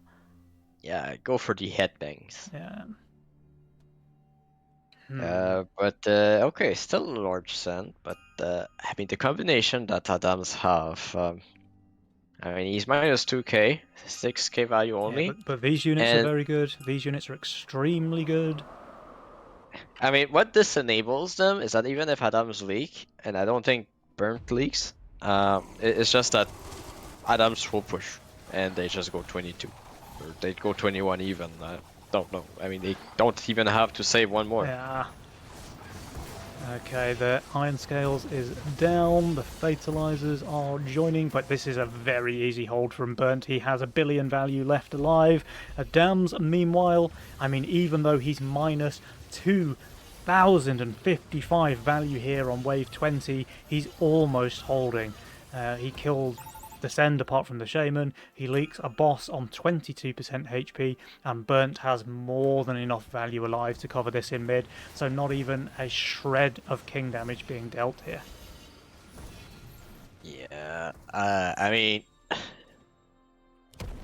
we go income. Okay. I mean, they're just literally on a prayer now, right? And the other thing is, Slickin's full hardened last wave, so if Yeah, there was again. any hopes that they might be able to pull off some sort of miracle here, I think it's just out the window. So, Dark Quacker, look, you played extremely well. You baited the wave 13 send. You pulled off a fantastic hold there on 16 as well. But then, man, you made this big unforced error with the send against Burnt on wave 18, and that was just the end of the game really, because you gave them free reign to do this wave 21 play, and I'm fairly certain Shadow Trade-off are going to win this series here. I mean, we have a lot of boosted PVs. There is a lot of boosted Peewees, yeah, and there is a pretty giga buffed Mudman with Harden, so 9 buffs on that. By It the still way, dies very quickly. All of his serpents are down as well. Oh, actually, with all of the Daphnes as well, the Peewees are pretty good damage. But look over here, Quacker, he's minus 2.4k value, and Slickins, even with the boosted Peewees, not quite enough. That is going to be a bit of a leak for him. 145%, Quacker 168%, Burnt entire wave is already gone, and yeah, that is all she wrote. Trade off. Wait. I stop you there. Kingsguard. Kingsguard, okay. I mean, Kingsguard is broken, but I don't think it's broken enough for 260% combined leaks on wave 21. Not Yeah, quite, not indeed. quite. Not quite. But man, alright, Shadow. So, that means we have Adams and Burnt victorious in their lower bracket match, and that means they have one more chance to make it to the semi-finals. They are going to have to play up against the losers of last series, which, by the way, is a repeat of game number 1, Sagittarius and Fine. So will Team Trade-off be able to rectify their mistakes from the first match of the day and come out victorious in that match against bosses of the gym, Fine and Sagi? What do you think, Shadow? I think they can. I think they can really, because I think they are not idiots, and they realized what happened last game, Well, last series. I let guess. me stop you there because Burnt, I don't know. He might be an idiot. I mean, he still has a doctorate, right? So has Yeah, to be a minimum, look, right? he bought it. We all know he bought Oh, it. No, carry on, carry on. but yeah, I mean, I think they realize what happened, and they're gonna adjust it how they play, because right now I think that they know it's not a good play to low push against SG and find in the mid game and hope for an early send. Mhm. They need to realize that they're gonna go for a realization of how they play, and they need to push themselves hard to surprise the opponent or something like that. I think Adam's gonna make the adjustment quite easily. And I think game one, Fiesta on Bird. I think Fiesta game one on Bird. Yeah, They need to accelerate the game yeah, and make it possible for Adams to make that goal. yeah. But he did that game one in the first series, right? I think. Did he? Was it game one or game two? I think it was game one. I think it was. I could be wrong. You look. I've got the I'll memory of a check for goldfish, us. man. But yeah, I think either way, it's going to be a really exciting series. I'm really glad that we got to see a best of three, and I'm certainly looking forward to the last series of the day. But I think, Shadow, we should give a 10-minute break because the players have just come off the back of a very grueling series, and so is my voice. So let's give the players 10 minutes. And guys watching the Twitch chat, make sure you don't go anywhere because we are going to be back with the last series of the day, which will be the last chance match of Trade-Off versus Bosses of the Gym. So guys, stay where you are and we'll be right back. Goodbye.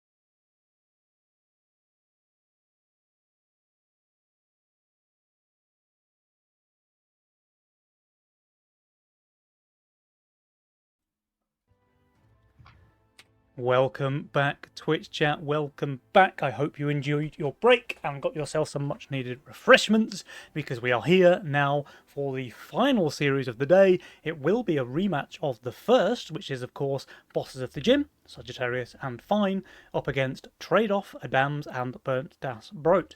Though it has to be said, Adams and Burnt are very much coming off the back of a positive win against the Bangers and Quacks, while Sagittarius and Fine are coming off the back of a bit of a disappointing loss there against Ashton Butcher and Johnny C. So, It was a well fought one, though. it was well well fought. fought for sure, but sometimes those are the hardest to lose, right? Like if you think you're in a really good spot and then you just get it snatched away from you at the last second, it can feel pretty bad. But look, what I wanted to say, like we always on these casts talk about morale being an issue, and I think if you're coming off the back of a win, you're feeling pretty good. Yeah. If you're coming off the back of a loss, you may be feeling pretty bad, and that can really impact the way that you play. Like you can. I play... never experienced that, by the way. Never No, experienced. no. Me neither. Literally immune to tilting. Anyone who plays with me will testify to that, I'm sure. Yeah. But yeah, and it happens, man. So you go on tilt, and it can really impact your gameplay. But the problem is, when you're in a tournament, you don't have the option to just chill. You know, you have to play your next game, no matter if you're feeling rough or if you're feeling fantastic. And we're going to see if that has an impact now as we get into this last chance match between Bosses and Trade-Off. So, Shadow, if you had to call it one way or the other, which team would you be placing your money on this time around? I mean, Fine and Sagittarius were pretty convincing for Siri, but I don't know if Burnt and Adams can adapt fast enough. I think they will adapt enough to take one game off, but can they adapt enough to take 2 games off? That's the real question. So I do think that currently it's favored for Fine and Sagittarius, Mm-hmm. but if Burnt and Adams learned from the first game, first series, and that they have a morale boost, then they have a decent chance of taking it. Yeah, for sure. Oh, either way, man. I'm just excited, and more to the point, I really want another 3 games played because it's been such an exciting day of games so far that I just want to see more of it. You know. But guys, these players, they're just as keen to get into the games as we are, it seems. This game number 1 is already on the way. So without any further ado, the last chance match, guys. Remember, the winner of this series makes it till tomorrow's semi-final. The loser ends their tournament journey here. So Shadow, game number 1, let's go. Sagittarius tried to cheat his way into Cartel again, but the game said no. But having said that, that's a very nice YOLO roll that he's got there. That's incredibly playable. Yeah, this is a very good one. Like if I was him, it's Aqua Infiltrator start. Yeah, Aqua Infiltrator's is really nice.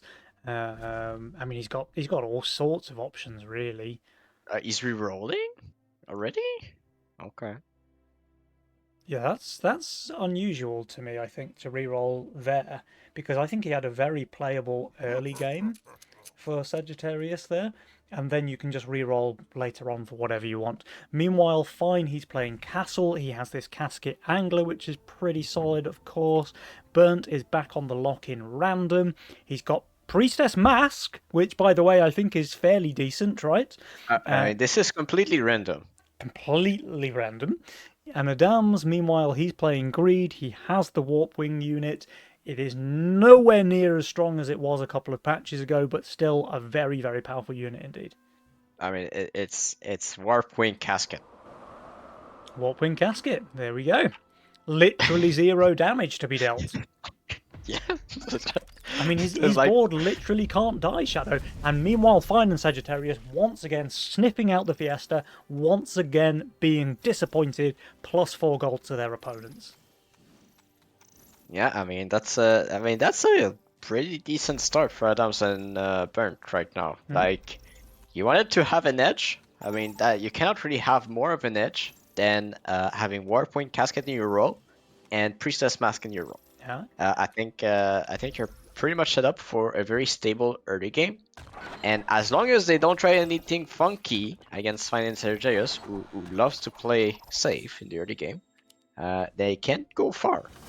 And meanwhile, Sagittarius, it does look like he used his reroll pretty well. He picked up the Neko, he picked up the Tempest, and now actually he has some pretty solid late game synergy. So, one, he's cosplaying Fiesta, gets him a free snail here on wave 2, which of course he clears.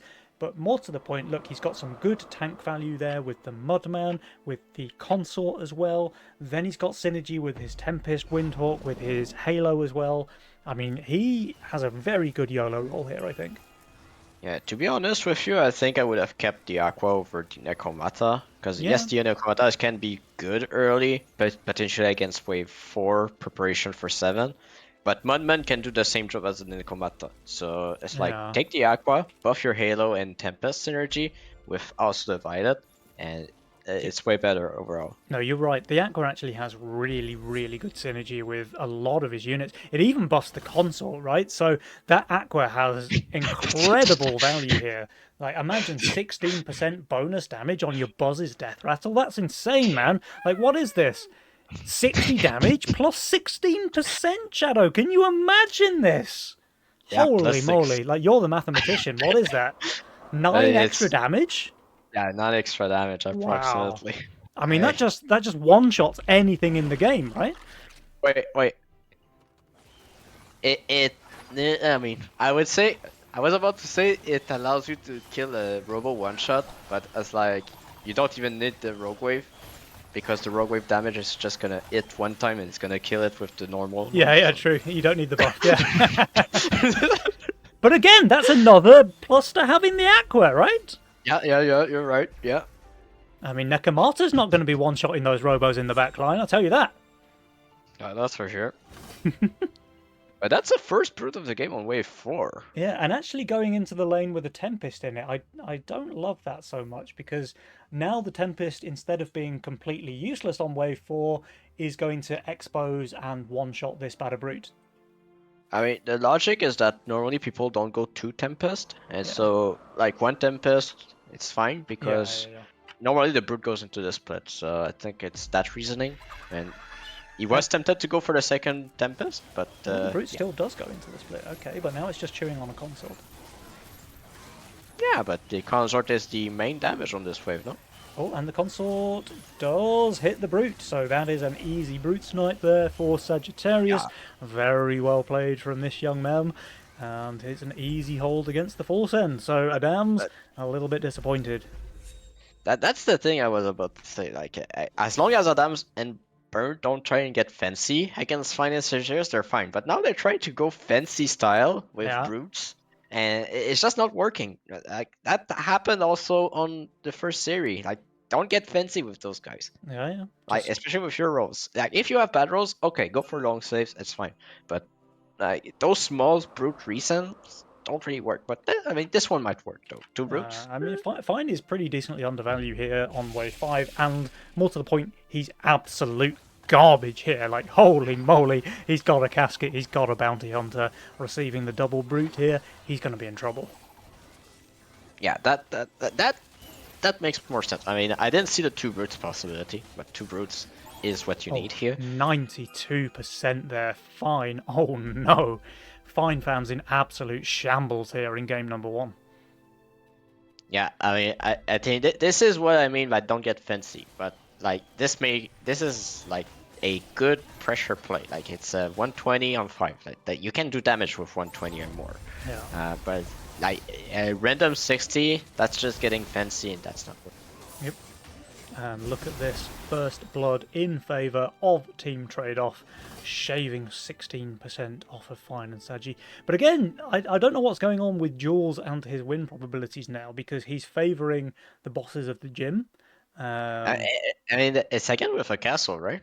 Yeah, I think there must be something going on behind the scenes with Castle and Cartel, where Castle is just massively favoured by Jules's win chance, and Cartel is disfavoured by the win chance It's because because he has the 47 income right away. yeah, That might be it. it I might don't be know. something crazy like that. Yeah, it's probably like a ramping power score effect for Castle that gets stronger and stronger on its way to wave 11, right?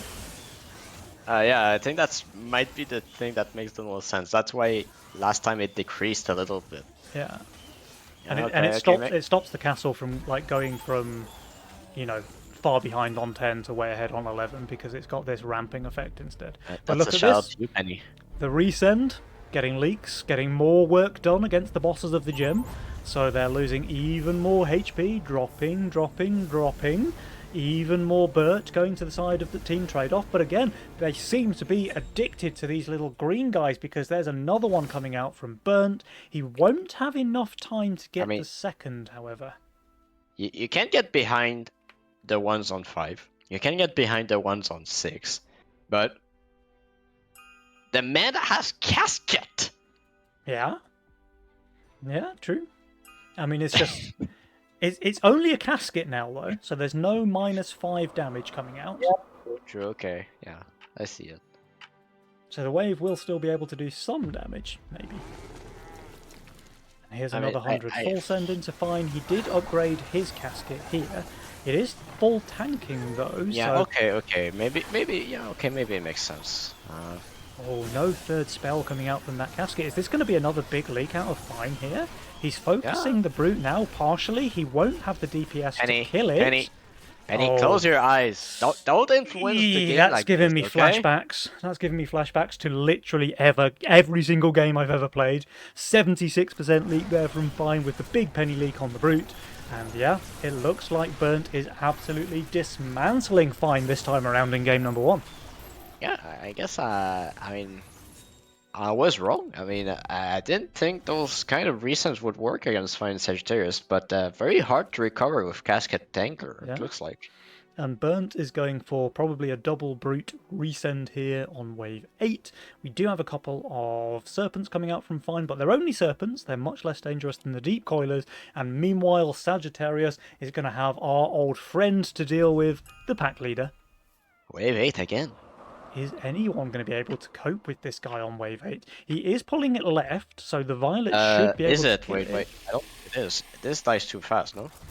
Oh, yeah, you're right. It goes left, and that does mean the Violet is on the wave, wasting its impact damage while the Cat is putting its Pierce right into the fortified Pack Leader. Violet down, Neko down. Pack Leader does die, so that's a positive at least for Sagittarius. And he has got the value, right? He's nearly 1k value here, but still going for a bit of a leak there, 33%. Meanwhile, against the double Brute, Fine, he's leaking as well. Again, another 33%, so not massive leaks on either player. But again, Shadow, it's death by 1,000 cuts. They're just leaking every wave, feeding Burt every wave, losing King HP every wave, and Adams and Burnt, they're really using this to their advantage. Yeah, the worker count is really working well currently for Adams and Burnt. Fine, however, in terms of income, still looking decent despite being castle. Yeah. He's just a worker count. Yeah. And Jules, I mean, his win percentage is absolutely loving castle players, right? Because in every other metric, they're behind, other than the fact that they have castle. Yeah. They're just behind. I mean, there's also some value into the bounty hunter stacks. True, that's true. But yeah, I mean that. Actually, you know that you can cheat the power score also by just building anglers and building those mana, and it increases your power score. True. And yeah, I mean, Fine does have the Giga power spike on the way, right? He's going to get the Kingpin, he's going to get the castle income. So despite the fact that he's in a pretty poor spot right now, he does have a pretty bright light at the end of that tunnel. Yeah, I think the biggest thing right now for Fine Sagittarius is to receive a send on 13. They need to make sure they receive a send on 13. That's the biggest winning probability for them. Okay. Because they both have Ensas. Yeah, but it is not shown on Fine. With Phoenix, yeah, you're right. It's not shown on Fine. I don't know if it's shown on Sagittarius yet, though. Okay, more income sends coming out from at least 3 of the players. We'll have to see if Sanchi decides to send as well. He does. Okay. Oh, but going for the Mimic, actually. Let's have a quick look at Burnt's lane. Mimic on 10? Oh, I mean, I can see it. He has Priestess Mask, so the Mimic should be able to snack on the masks in the split. He's even just added this Avenger here, so the Mimic is good against that. The only way the Mimic goes into the split is with a Brute. If he doesn't get the Brute, the Mimic goes there. He does get the brute though, right? I hope so, for him. He gets it. Looking at his Mithy, I mean, he can certainly afford it. It's just whether he sends it. Okay. Alright, 220 Mythium send for Burnt Das Builder. He is exposing the Mimic though. It goes on the left forward. side of the boss. It dies instantly. That's 160 Mythium wasted. For 8 gold. Yeah. Eesh. I mean, he's still going to leak, right? Because he's playing Potomask, which is pretty bad on 10 and very good on every other wave in the game. And the Dams, meanwhile, Waldoing to the income send. So a little bit of damage on the side of trade-off, but not too much, really. And they have 100% King, so... 22 workers on Sagittarius. Yeah, he's going for that aggressive wave 12 again, right? No, he's going Yeah. for income on 11. Okay. Eesh. Oh, I mean, wait. is it a lone play? And just shift 1,000 value on 12 and just hope they send 13? I mean, it's villain and stay on value from Burnt, so he's not taking any risks here, knowing what went wrong with game number 1 last time. So I like the way he's playing this one into Sagittarius's aggression. Wait, okay. I blanked out. I thought Sagittarius had Phoenix, and I saw this Mudman. I was like, what is he doing? But no, he's not the one with the Phoenix. Yeah.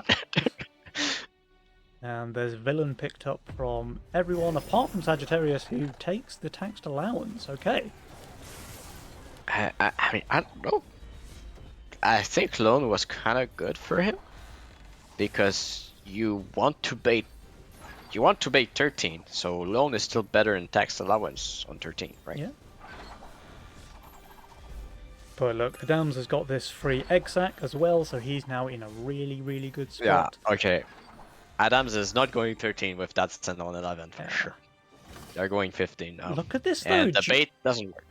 Just look at these win percentages. Jules is now in favour of bosses of the gym for the first time in the game. So, I don't know, maybe his like cooking with Castle in the early game is actually just spot on because they're now in a very good position, Shadow. Are they? I mean, they don't have the pressure, but honestly, neither do Adams and Burnt, really. They have good work accounts, they're ahead in income, they have good value. I think they're in a pretty fine spot. Yeah, I mean, they're not too far on Mythium as well. Okay. They have full regen as well, right? So they're going to have like more King HP than trade-off if the game goes a couple more waves. Yeah, and Villain's quite a lot of value though, and maybe not reflected. There's 2 against 1. That's gonna be quite helpful on 18 and 20. Yeah. By the way, 2 ways where the Warp Wing is maybe strong. Yeah. And actually Adam's egg pops here, so that's more free value for him. Okay, so let's see more. Where do we go next? So Phoenix is not going to be built here from Fine. They don't expect the 13 with that egg. That would have been quite disastrous to receive 13. Yeah. But we have a Halo. And on the having said that, Sagittarius. there is some value to just upgrading your Dread Knight when it has Villain on it, right? Just keep it alive for as long as possible. Yeah. Because There's some value to it, but it's still like you send full brutes here. Does he really hold? True. So I mean, all things point towards 15 currently, but right, I mean, Priestess kind of good on 15. Okay. And here okay. comes the 14 send, yeah. Honestly, sometimes I I think it's don't just like- time to hang up the caster hat. You know, anytime that we make a prediction, the players just prove us wrong instantly. I don't like this 14. I'm gonna explain to you why I don't like this 14.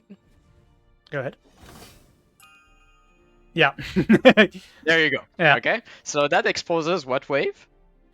16, It of course. exposes 16, Yeah. and 16 is not the strongest way for a Warp Wing, so that's why I don't really like it. Like, And you likewise, have the likewise possibility for to this skip unit, it. right? So these units are all Yeah. garbage on 16 as well. But having said that, this unit is very, very good. So yeah, but still, you don't really want to kill one of your wave for a cope send on 14, where your enemy has these kind of stuff Yeah. and these kind of stuff, you know? and they're So both you on can't- value as well. Yeah, you just open up too much with that send on 14. And if we don't see big leaks here, the fact that Fine and Sagittarius went for Income King is just going to put them, I think, heavily in the lead.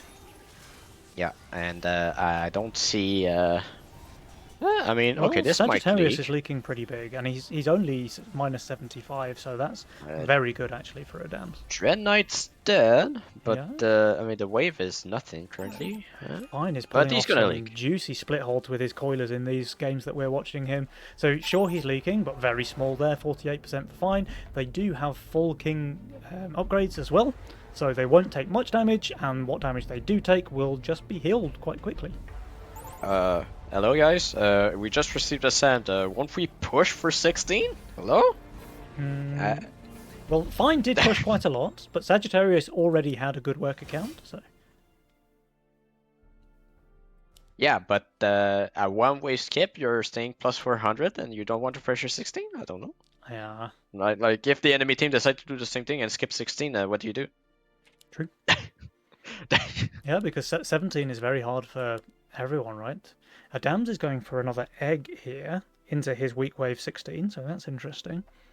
I guess he just reads the opponent and didn't push workers, or just he wants to bait the I 16 think he wants so to that bait it because look at this. Julian will have 4 tantrumed Hellraisers on 16, which is insane, honestly.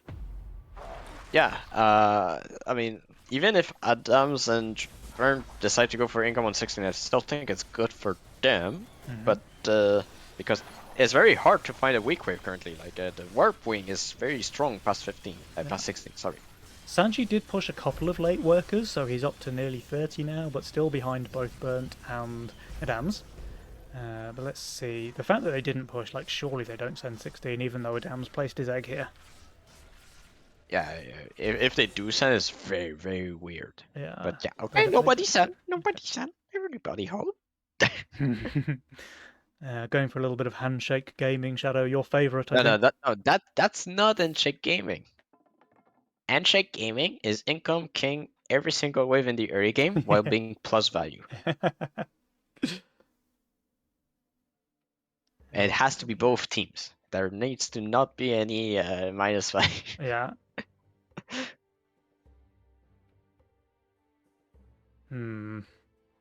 But I mean, okay, so with basically what Finance Editors want to do is to say, come send us away and we'll just save longer. That's basically what they're saying with their worker count, and that's basically what they're trying to do with Castle. But the enemy team has more workers, so the longer it is, maybe it's better. Yeah, true. They do also have more income, though, so Fine and Sagittarius are getting a decent chunk more gold every single wave. That's Yeah, a something decent to chunk be... is not that impressive compared to worker count, let's be honest. True.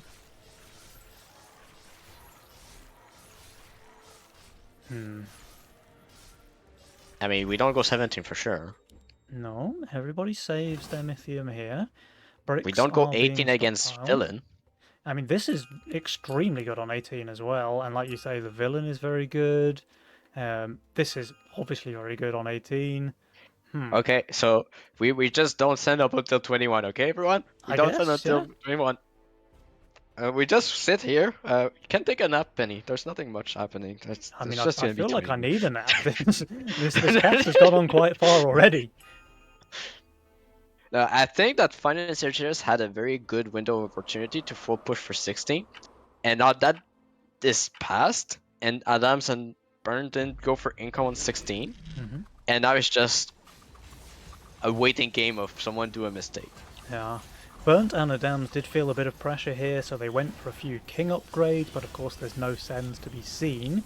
And they are going for this full send on 18. Wow! After relieving their pressure with the king upgrades, but maybe it's a bait, you know? Like they're saying to these guys, we're king upping here because we're going to skip 18. And then they go for this full send, and it's pretty big full send as well. And that's gonna work. That's gonna work here. I don't think there's gonna be a harden. Yes, there's Halo, but everything else is maybe not that great, right? So I think that's gonna more work than on just Sagi. work, though, right? Because they're very healthy with a fully upgraded king, so they need to get a big leak here for this to be worth it. Yeah, they need to get a big leak, yes. But it's still, yeah, it's very hard to call. I mean, because after that you go 20. Oh, he does harden. They do read it. Wait, they read it? Wow. They just plainly decided to not send keeping to their game plan of no push, hunker down, build a bunker, and hold those in. Yeah. I mean, the Phoenix is an absolute dream there for Fine. Okay. I Just- mean, that centaur is just helping as well. Look. Yeah. That is the problem with Centaurs into Phoenixes, just keeping it low mana, maximum damage. Oh my, this is Very just a easy hold. hold there from This is Fine. just a And hold. Sagittarius is leaking, but very, very small. Fine's going to be able to cover that, no problem. And now Burnt and Adams are in a very rough spot, I think. Here comes the 19 cent. Will they just income king, or will they stockpile their bricks? The bricks are being stockpiled. Okay. I don't think Adams is leaking, though. Or am I? I mean, this unit is very good on 19, right? Like, unbelievably Yeah. good. We only have one casket though, so maybe he leaks. Yeah, true. The wave will still be able to do some damage. But we still have mask. We still have priestess. What is this half tile thing here from Burnt? Does he not know that? I have a better question. What is this like? Yeah. We are requesting Schnurd onto the board. All right, they need to be able to survive here. 1,400 sends a piece. Needler is doing some work here in Those Adam's priestess are cheating. What? lane. Yeah, it's kind of unfair. His masks are calm, the opposite of tantrumed. And the priestess does die. Now that will be a pretty big leak there for the Burnster. And the Adams Dams, leaks, okay. Meanwhile, yeah, I mean the Needler is just popping off. Look how many stacks it has. That's insane. He's leaking pretty massively. 116% there, 150 for Burnt. A lot of the values in the Rams though, which not very much king damage, but 16 creeps, wave 19. This should be lethal, right? I'm just surprised about wave 18 not doing anything. Oh, it's very lethal. Holy, it's not even close. Yeah, that is Wow. okay. Wow. Okay, I mean, this was a bit of a crazy one. If we look at the graph here, very, very back and forth, and then all of a sudden massively in favour of the side of Sagittarius and Fine. So maybe some flashbacks here to Series 1 for Adams and Burnt. They are going to need to do something a bit special now as we go into game number 2, Shadow, because they're 1-0 down. That was... What was it? It was Castle and what was Sagittarius? It's Megamind. Castle, Megamind into YOLO. Castle and Castle. Megamind down for the bosses of the gym, and they're in a 1-0 advantage as well. So things looking pretty spooky for the side of Burnt and Adams. What do they need to do differently, Shadow? Like, where is their game plan going wrong? I mean, I think this one was more of a surprise than anything for me. I didn't think 18 wouldn't work at all. Like that was quite surprising. I think they had it. I think their push was reasonable compared to Fine and Sagittarius, but it's just that, damn, value is just too strong. I don't know. Yeah, I'm just really surprised that they went on 18 at all, really. Yeah, I think 18 could have worked, but I just don't. I just don't know. I mean, it's just they read it. That it's a possibility, but yeah, against villains, it's always hard. Yeah. Well, they didn't know about the Phoenix, but they did know about the Violets on both players. They did know about the villain. They did know about the Halos on the Leviathans for Sagittarius. I don't know. But they also were strong themselves, right? So Burns. Yeah, I think they, that's the biggest argument you could make against the 18 cent, that they were strong themselves. They weren't that pressured there. They had good builds. They both had villain. They had Adams, his egg popped there as well. They already had full king attack. I don't know. This game could very easily have gone differently if they just skip on wave 18 there. But look, it's really easy to say if, but whatever. It's much harder to make those calls in the moment as a player, right? Yeah. Because I think that in their position, like, Going for 18 made sense because of all the Tempest. Like, if you're in the position of the player and you look at their board and you're like in a stalemate and you don't really know where to go, you look at the first weakness and you see all this fortified. You say, okay, we can surprise them on 18 possibly. So that's the first thing that comes to your mind. And yeah, I was just surprised that Finance Searchers just said and remained calm and said, like, we're gonna hold this. Yeah. Yeah. It's very hard in a stalemate to remain calm like Finance Sagittarius did here on 18. Yeah, and Fine's Phoenix was just absolutely perfect as well. The way that it Oh, yeah. tanked, it must have tanked what, 1 or 2 creeps of the initial wave, and then just kept on low mana by the Centaur, and it was just perfect. It was low HP, it was low mana for the entire wave, and yeah, you couldn't have asked for anything more from that unit, I don't think. And meanwhile, of course, Sagittarius with his triple Arc of Justice, all of them double buffed by Leviathans, was just an absolute juicer for his DPS. Like, sure, he leaked, but it was very, very small. So yeah, I guess they correctly read that they were strong enough to be able to skip that wave 18, and ultimately they got rewarded because of this. Yeah, and let's see what Game 2 has in store for us, because now it's Castle and Megamind not available. That means that Cartel is available. Okay, Cartel is available, Fiesta's available, Lock in Random for Fine. Surely one of these games is going to pick it. But guys, everything now, if you're a trade-off fan, everything comes down to this game because they need to win here. Otherwise, their tournament is over. So guys, game number 2. Let's go. Redraw, Lock in Random, redraw, YOLO.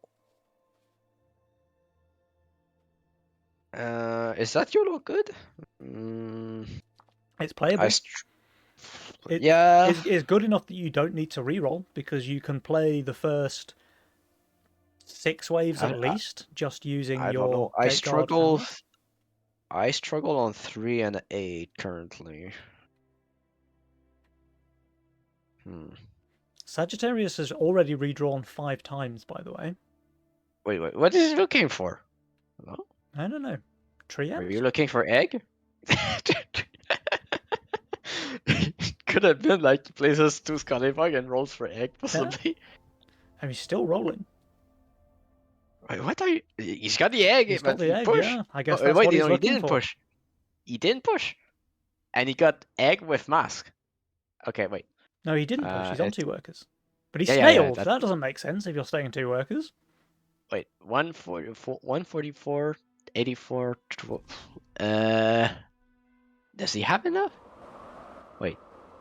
Yeah, sure he has enough. Wait, I'm just calculating. Oh yeah, because I'm missing this. Okay, he has enough. He definitely has enough, right? Because you can do it with like an Oathbreaker that you sell. Yeah. It's just that I was missing part of the gold, and the part of the gold I was missing was the wave gold. You know? No. So you try to do calculation, and you just see numbers, and you say, Quite I'm an missing important gold. part Where's of the gold, yeah. But what I find really weird there is that he snailed. I mean, this means that it's potentially another 320 on 2 here. Adams could snail here, seeing the 2 Scallywags with a snail being sent on 1. Yeah. But I think that if you're Adams, you don't snail. I don't think he will snail. He does. He king ups. King up. Okay. King ups. That's just But as it's good fine. for the egg player, right? Fine decided to snail here, though. Okay. I mean, he must have had that in income, right? There's no way. Yeah, you must say there's no reason why it doesn't. Yeah. So yeah, I mean that's gonna be potentially a free egg. I mean, it must be a free egg. I mean he has mask. Yeah. And there's no pressure because Adams and Burnt both king up here. I mean, a Robo.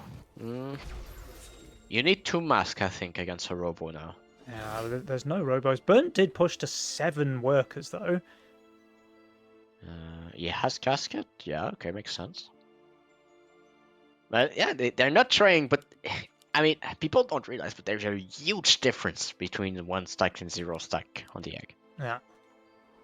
And not trying is like saying, okay, just roll push on bottle 6, I can't leak you. Yeah. And Sagittarius is getting away with murder here, right? Because he was able Yeah. to push 4 workers, still gets the fully stacked egg as well, because the mask is just perfect for it.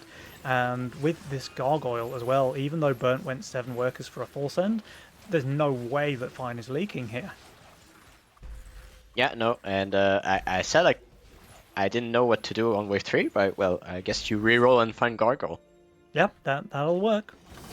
And his YOLO roll has gone from okay to really good, actually, because he's got the early game on lock with the combination of Gateguard, Howler, and Gargoyle, and then his late game is all tied up with a Disciple Starcaller Circle and Whitemane for tanks.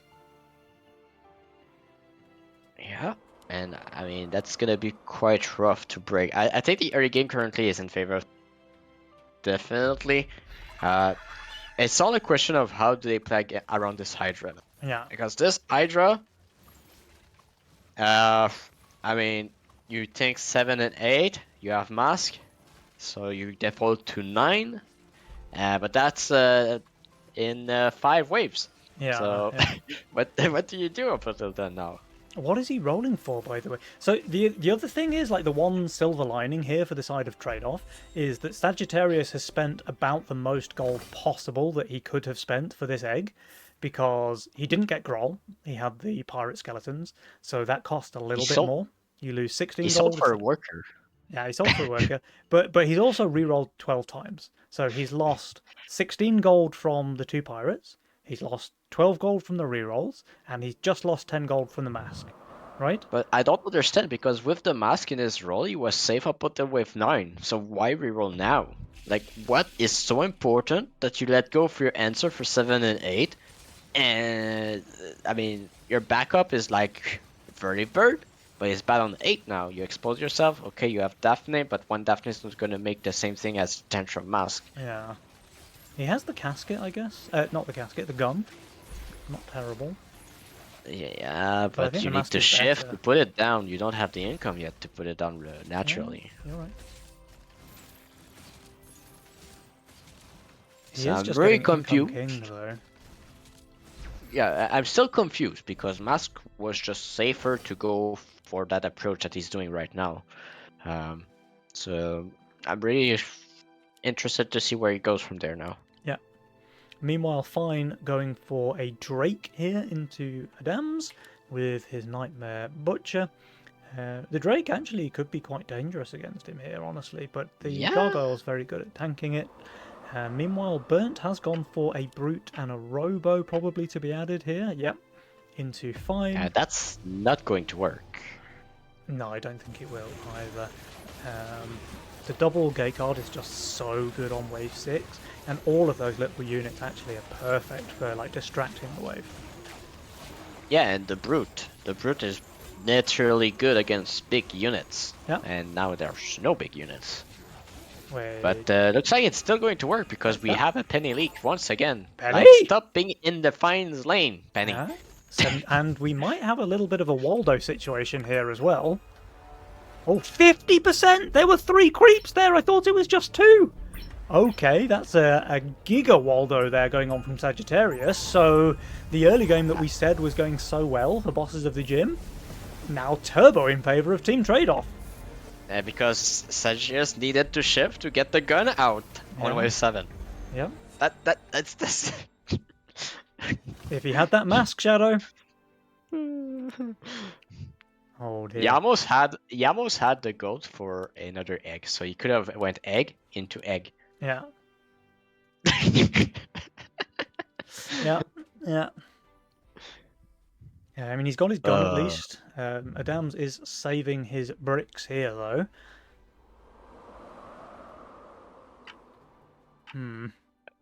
I mean, you just go 9. You see gun, you just go 9. Yeah. The Hydra's pretty good on 9, though. Yeah, but it's your only unit. So Yeah, you true. send full imps, you send brutes, you send robos. You don't do anything. Yeah. You don't do anything with Hydra. Yeah. Because if you look at his roll, now he's rolling for an answer for 9. So we're in the same situation as if he would have kept the mask. True. Luckily, Fine is very good on 9. Yeah, that's a saving grace. But who cares about Wave 9? Because here's our friend once again, the story of the September Nova Cup. It is the pack leader on 8. Yeah, there's something about Wave 8. I don't know. Like, beware tomorrow, because if you're playing, just protect Wave 8, okay? You're not safe. Yeah. Yeah. I mean, some of these players are going to be having nightmares about Wave 8 tonight, I think. Yeah.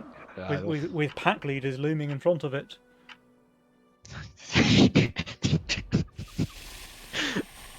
Sagittarius is even playing very safe, by the way. Like, he's 905 value, although this pack leader just tanking the gun forever is incredible for him.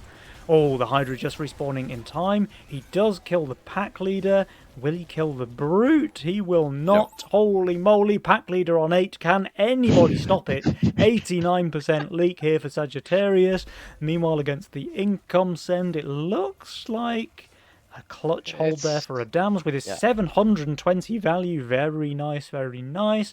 Fine is holding the mole send at least, so that helps, but they're still going to take a decent chunk of damage here on Wave 8.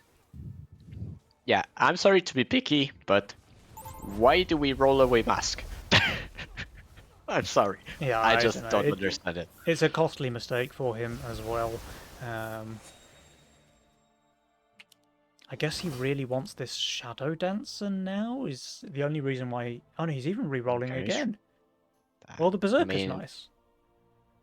Okay, that's not... We roll away the Priestess, okay. What are we looking? I don't know what we're looking for. Yeah, he's still rolling. That's often the problem with free draw. Like, if you reroll just to reroll, and you see stuff, and you just say, I don't need that now, you just skip on stuff that could help you. Yeah. And with free draw, what's more important is to get to a point where you don't have any more answers, and then you redraw to find that answer. So it's a different approach to the game, and it's an approach that is most commonly used in the first iteration of Legion TD. And it's just you utilize the roll as best you can up until the point you don't have any more answers or the risk is too great. So you take a reroll and you see what's up next.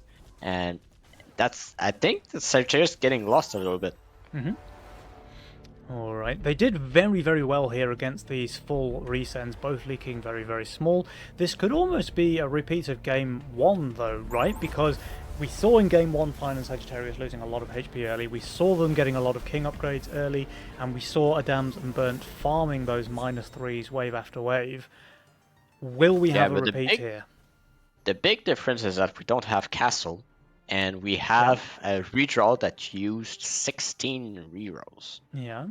Adams has redraw as well, by the way, but he's only used 2 of them so far. So I mean, do you need to reroll a lot when you have Nightmare Butcher? Yeah, probably not, no. Especially when you have very good tanks to pair it with, like Gargoyle, and he has the Pig. Although the Pig is definitely not ideal with Nightmare Butcher, because you really want the aggro split to be so clean when you have that combination. Burnt and Adams just going for a few King upgrades of their own now, with the Snecker Send on 10. Sagi and Fine, they do stockpile their bricks, so they have got the pressure lead now at least. There's counterattack possibility, but we've been called out, Penny. Yeah. The chat has figured it out. They know we're using Caster Curse to force Game 3. Yeah. Income sends here. I mean, so far it does look like we're going to get a Game 3. Win probability says Game 3. King HP says Game 3. I don't know. I really think... Yeah, I think the worker count is not that impressive for Sagittarius and Fine, considering they go for income send here. I think they missed the opportunity to utilize the counterattack. Yeah. Now they play it safe and take Savior to extend the game. But with counterattack, what you can do is the one sending it to the Nightmare Butcher. You try and counterattack on 11, put pressure on 12, and go big 13. Yeah, I like that line a lot. Burnt's role is actually looking quite fiddly for him to play around at this stage, because he has 3 Grolls on the board for value, which is just obviously bad. But this is Burnt we're talking about, so I suppose no surprises there. His casket is, of course, making the wave do literally 0 damage. And meanwhile, Adams, he just rerolled once and found the Oathbreaker final form to add to his weak wave 11. So very, very juicy there from him. Clearly showing Sagittarius how redraw should be played. Just get the perfect unit every time you press the button, Forehead. But also, Adams found the answer in the same rule for wave 13. Oh, the Sovereign? Yeah, that's very The nice for Sovereign. him. And he he has even found a answers. really good unit for 15, which is his next weakness, right? Because Slime Yeah. Mommy's fantastic there. Iron Scales is fantastic there as well. Yeah, so, I mean, that's exactly how you play redraw, right? Yeah, just get the perfect unit every time. Easy. Sagittarius, take notes. Although Jules is getting them more and more favoured as this game goes on, right? The win probability coming back to 50% Yeah. as their bosses of the gym, King, starts to heal. I'm trying to figure out why. I mean, the worker count is equal. Well, I just wonder how did Fine get so much value with that much worker? Is it just the savior difference? a Saviour, I mean, that's like 90 gold, right? So that helps. I guess he's also being fed all of the income sends from Burnt. He's never really Yeah, I guess he leaked it, didn't right? leak too much for it. I think that's Yeah. the reason. We can look at their gold yeah. here. So Sagittarius that's- has lost the most, 147. Fine's lost 83 gold. If we look at these Yeah. percentages here, Adams has had a flawless game, by the way. He hasn't leaked a single wave. Burnt has only leaked 33% on 6, where Sagittarius has had a couple of rough ones there, and Fine had a pretty bad wave 6. Okay, now the value makes a bit more sense here. Look at the value from Fine and Sagittarius here. 13. Everybody is Ah, yeah. low. Yeah. That means, I mean, everybody is low is not an understatement. Everybody's playing red value. Yes. So it has to be And so- 14, right? Nobody can afford to skip 14. Yeah. And in that case, Adams should be favoured because he's really strong there. He's really strong, but he knows he's leaking to 4 eyes, so he's gonna hold well, but not enough. I mean, he could also do something like just spam slimes, which are incredible against 4 eyes. So if he makes that forehead read about the 4 eyes forehead, then he could just spam slimes and do really well. Yeah. I think if he reads its 4 eye, has to be spam slimes here. Burnt? Yeah. Burnt So and we just Fragility. extend the waves to make it more obvious it's 14. Basically. So everybody knows. I mean, Burnt can be pretty good there as well. He gets the Ocean Templar. Surely he sells this for the DK. Yep, he does. 28 gold to fix the split with a Howler. Sure. I don't. I mean, it's only good if there's a ranged unit into the send into him, and it's not. Because right now, what's happening is that part of the wave that goes onto the holler turns into the quarter right away. Yeah, you're right. Now, everyone is looking very scary. Everyone's around the minus 600 value mark. Trade-off does have full King spell, though. So if it comes down to a race, they should be favoured. Similar amounts of Mythium all around. Adams has the highest value, and I'm going to say the best build for this wave as well. So we'll have to see. He has, but the brutes are kind of good to slow the healing. They are. And I mean, the double is still doubling. The so Doppler is that's still something. doppling, but all of his other units are dead. Fine, meanwhile, leaking 130%. Burnt, pretty much identical. Sagi, 100%. Adams, 115. Now, will it all come down to the King upgrades? Because Trade-off should survive this. Fine and Sagi with no King They're spell. missing? Can they survive as Yeah. well? King spell missing. That is interesting. Yeah, Trade-off, they're going to clear with the next spell. Fine and Sagi, they clear as well, just barely 21% on them versus 28 on Trade-off. But again, Shadow, they have full King regen, so they will have higher King HP than Trade-off in 1 or 2 waves time. Okay, so this is a low income game. Okay, this is a high pressure game. Not much chance happen. Adams and Burnt realize that. They full push for 16.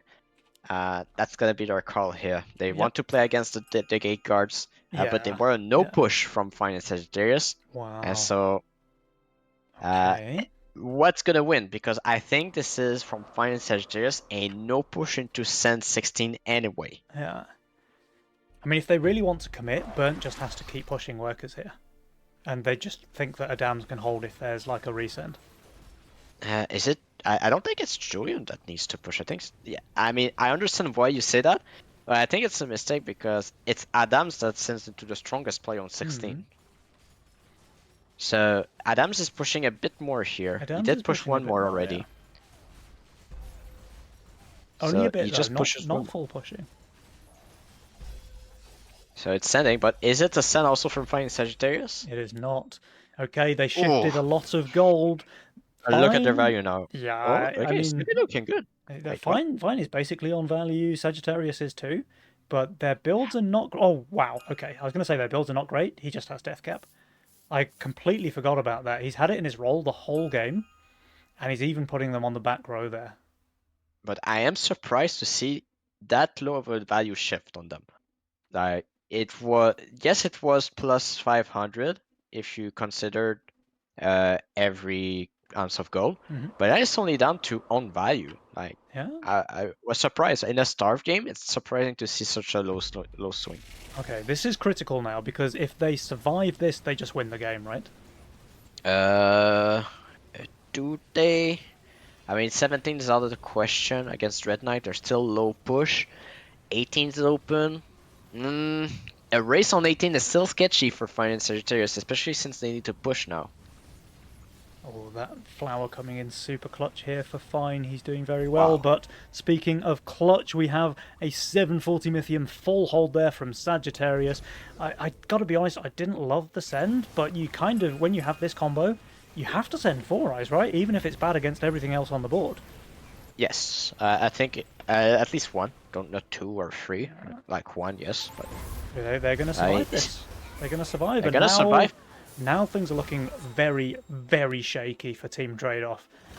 Wow. yeah, but it's a race. It's a race situation on 18, and I mean they are still higher worker, and their Mythium count is not looking too shabby. Speaking So- of, Adams has redrawn and found this Halo, so he's got options for 18, but he's going to be really undervalued. Okay, so you have the halos now. You're probably looking for a swift tank. I think you rerolled for swift tank. So if you're Adams, Yeah. I think 2 halo is enough to delay. Oh, wait, okay. Oh, I love yeah. this. I love this. Yes. Burnt has correctly read the situation that it's going to come down to this wave 18. He's full pushing here. Presumably he continues to push. Everything comes to whether Adams can hold longer than Fine and Sagittarius. Fine is not reacting. Fine is not reacting. Yeah. I mean, he still thinks he has a chance to hold, right? Burnt continues to push. He is strong enough to hold against the no send here, despite the suicide play. Wait, does he think he just shifted goal? Maybe.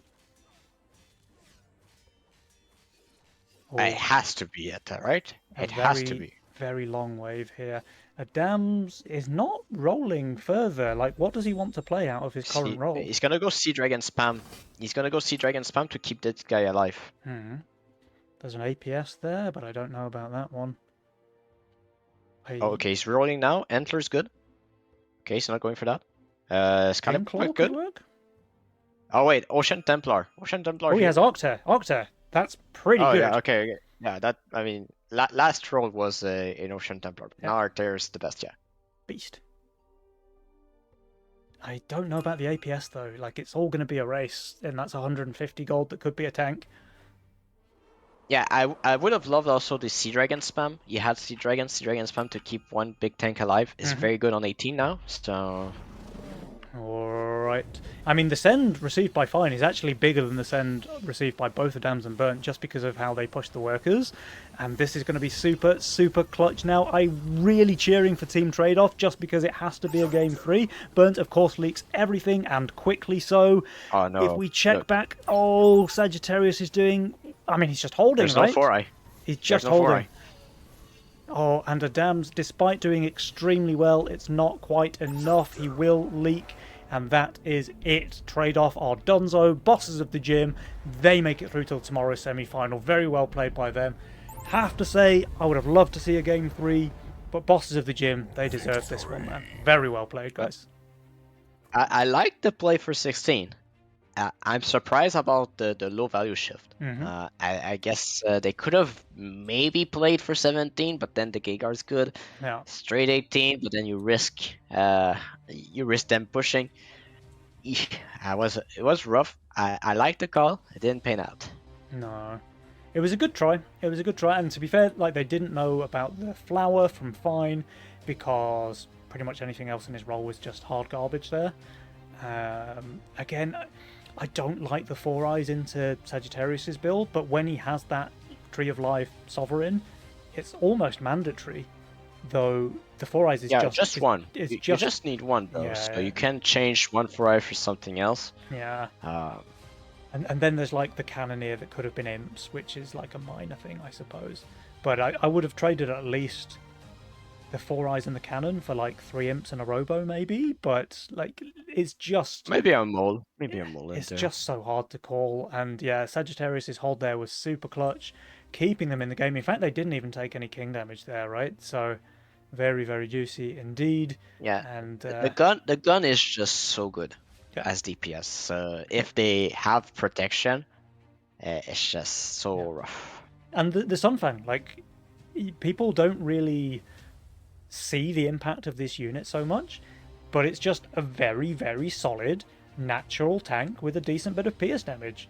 Like, what more could you ask for on wave 16, right? It does exactly what you need it to do. It tanks the damage for your other more valuable DPS units, but it also has some fairly decent damage of its own on wave 16.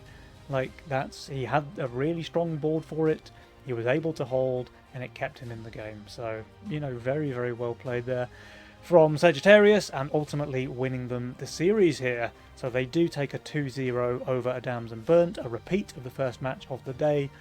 Exactly, in fact, in terms of the result. And yep, Fine and Sagittarius, they have certainly earned their place into tomorrow's semi-finals. So, Shadow, do you have the results from Group A, terms by of any chance? how it played out. Mhm. I just wanted to say first, in terms of Yeah. how it played out, was completely different from the first series. I think it was much better executed by trade-off. Yeah. Oh, they played it really well. Like, both of those games, I feel like they played the early game really well. They got a ton of king damage dealt in both games. They looked, to me at least, pretty favoured in both games. And then Fine and Sagittarius just at some point turned it around in both games and piloted it to victory. So it was a really tough series. And if I was Burnt and Adams, I would probably be feeling a little bit hard done by, because I feel like they played the early game extremely well. And I feel like one or two really minor things going in their favour in the mid to late game, and they could have easily won both games, right? But that's not the way that the cookie crumbled this time around, and unfortunately they are out of the tournament. So commiserations, but you know, those guys, they played it well. They should be proud of the way that they did this one today, and it's a shame we don't get to see them in the finals, but that's how tournaments work, right? And it does mean that we have Ashton and Johnny in the semis, we have Saji and Fine in the semis, and from Group A, do we know the results, Shadow? We have Burnt Skiren, but the other one we don't know yet. They were all 2-0s, but I think that currently Abrasiert and are going into game 3. Let me check. Oh, they're still playing? Let me check. Okay, well, maybe we'll get a game 3 after all. Hold on.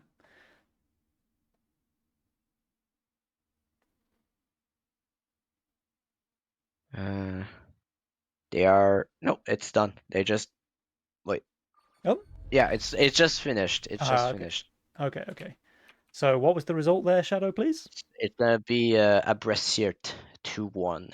2-1. Okay. So that was a best of 3 played.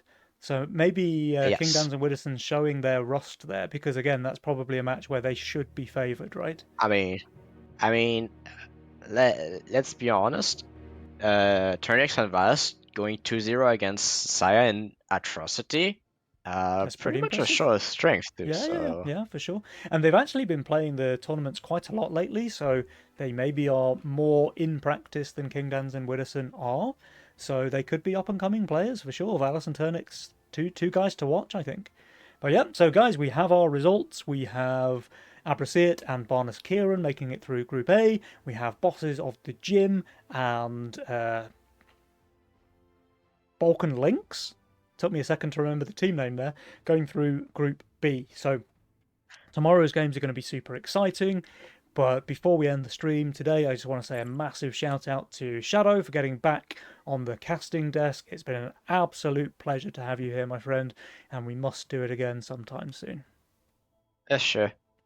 Thank you for having me too. It was fun to cast again. Good stuff, good stuff. Back on the Has bicycle. been a long time. Well, guys, Twitch chat, I hope you've enjoyed the show. I certainly have. These have been some really, really fun games. Whatever you do, make sure you are back here tomorrow for the finals, because those are going to be some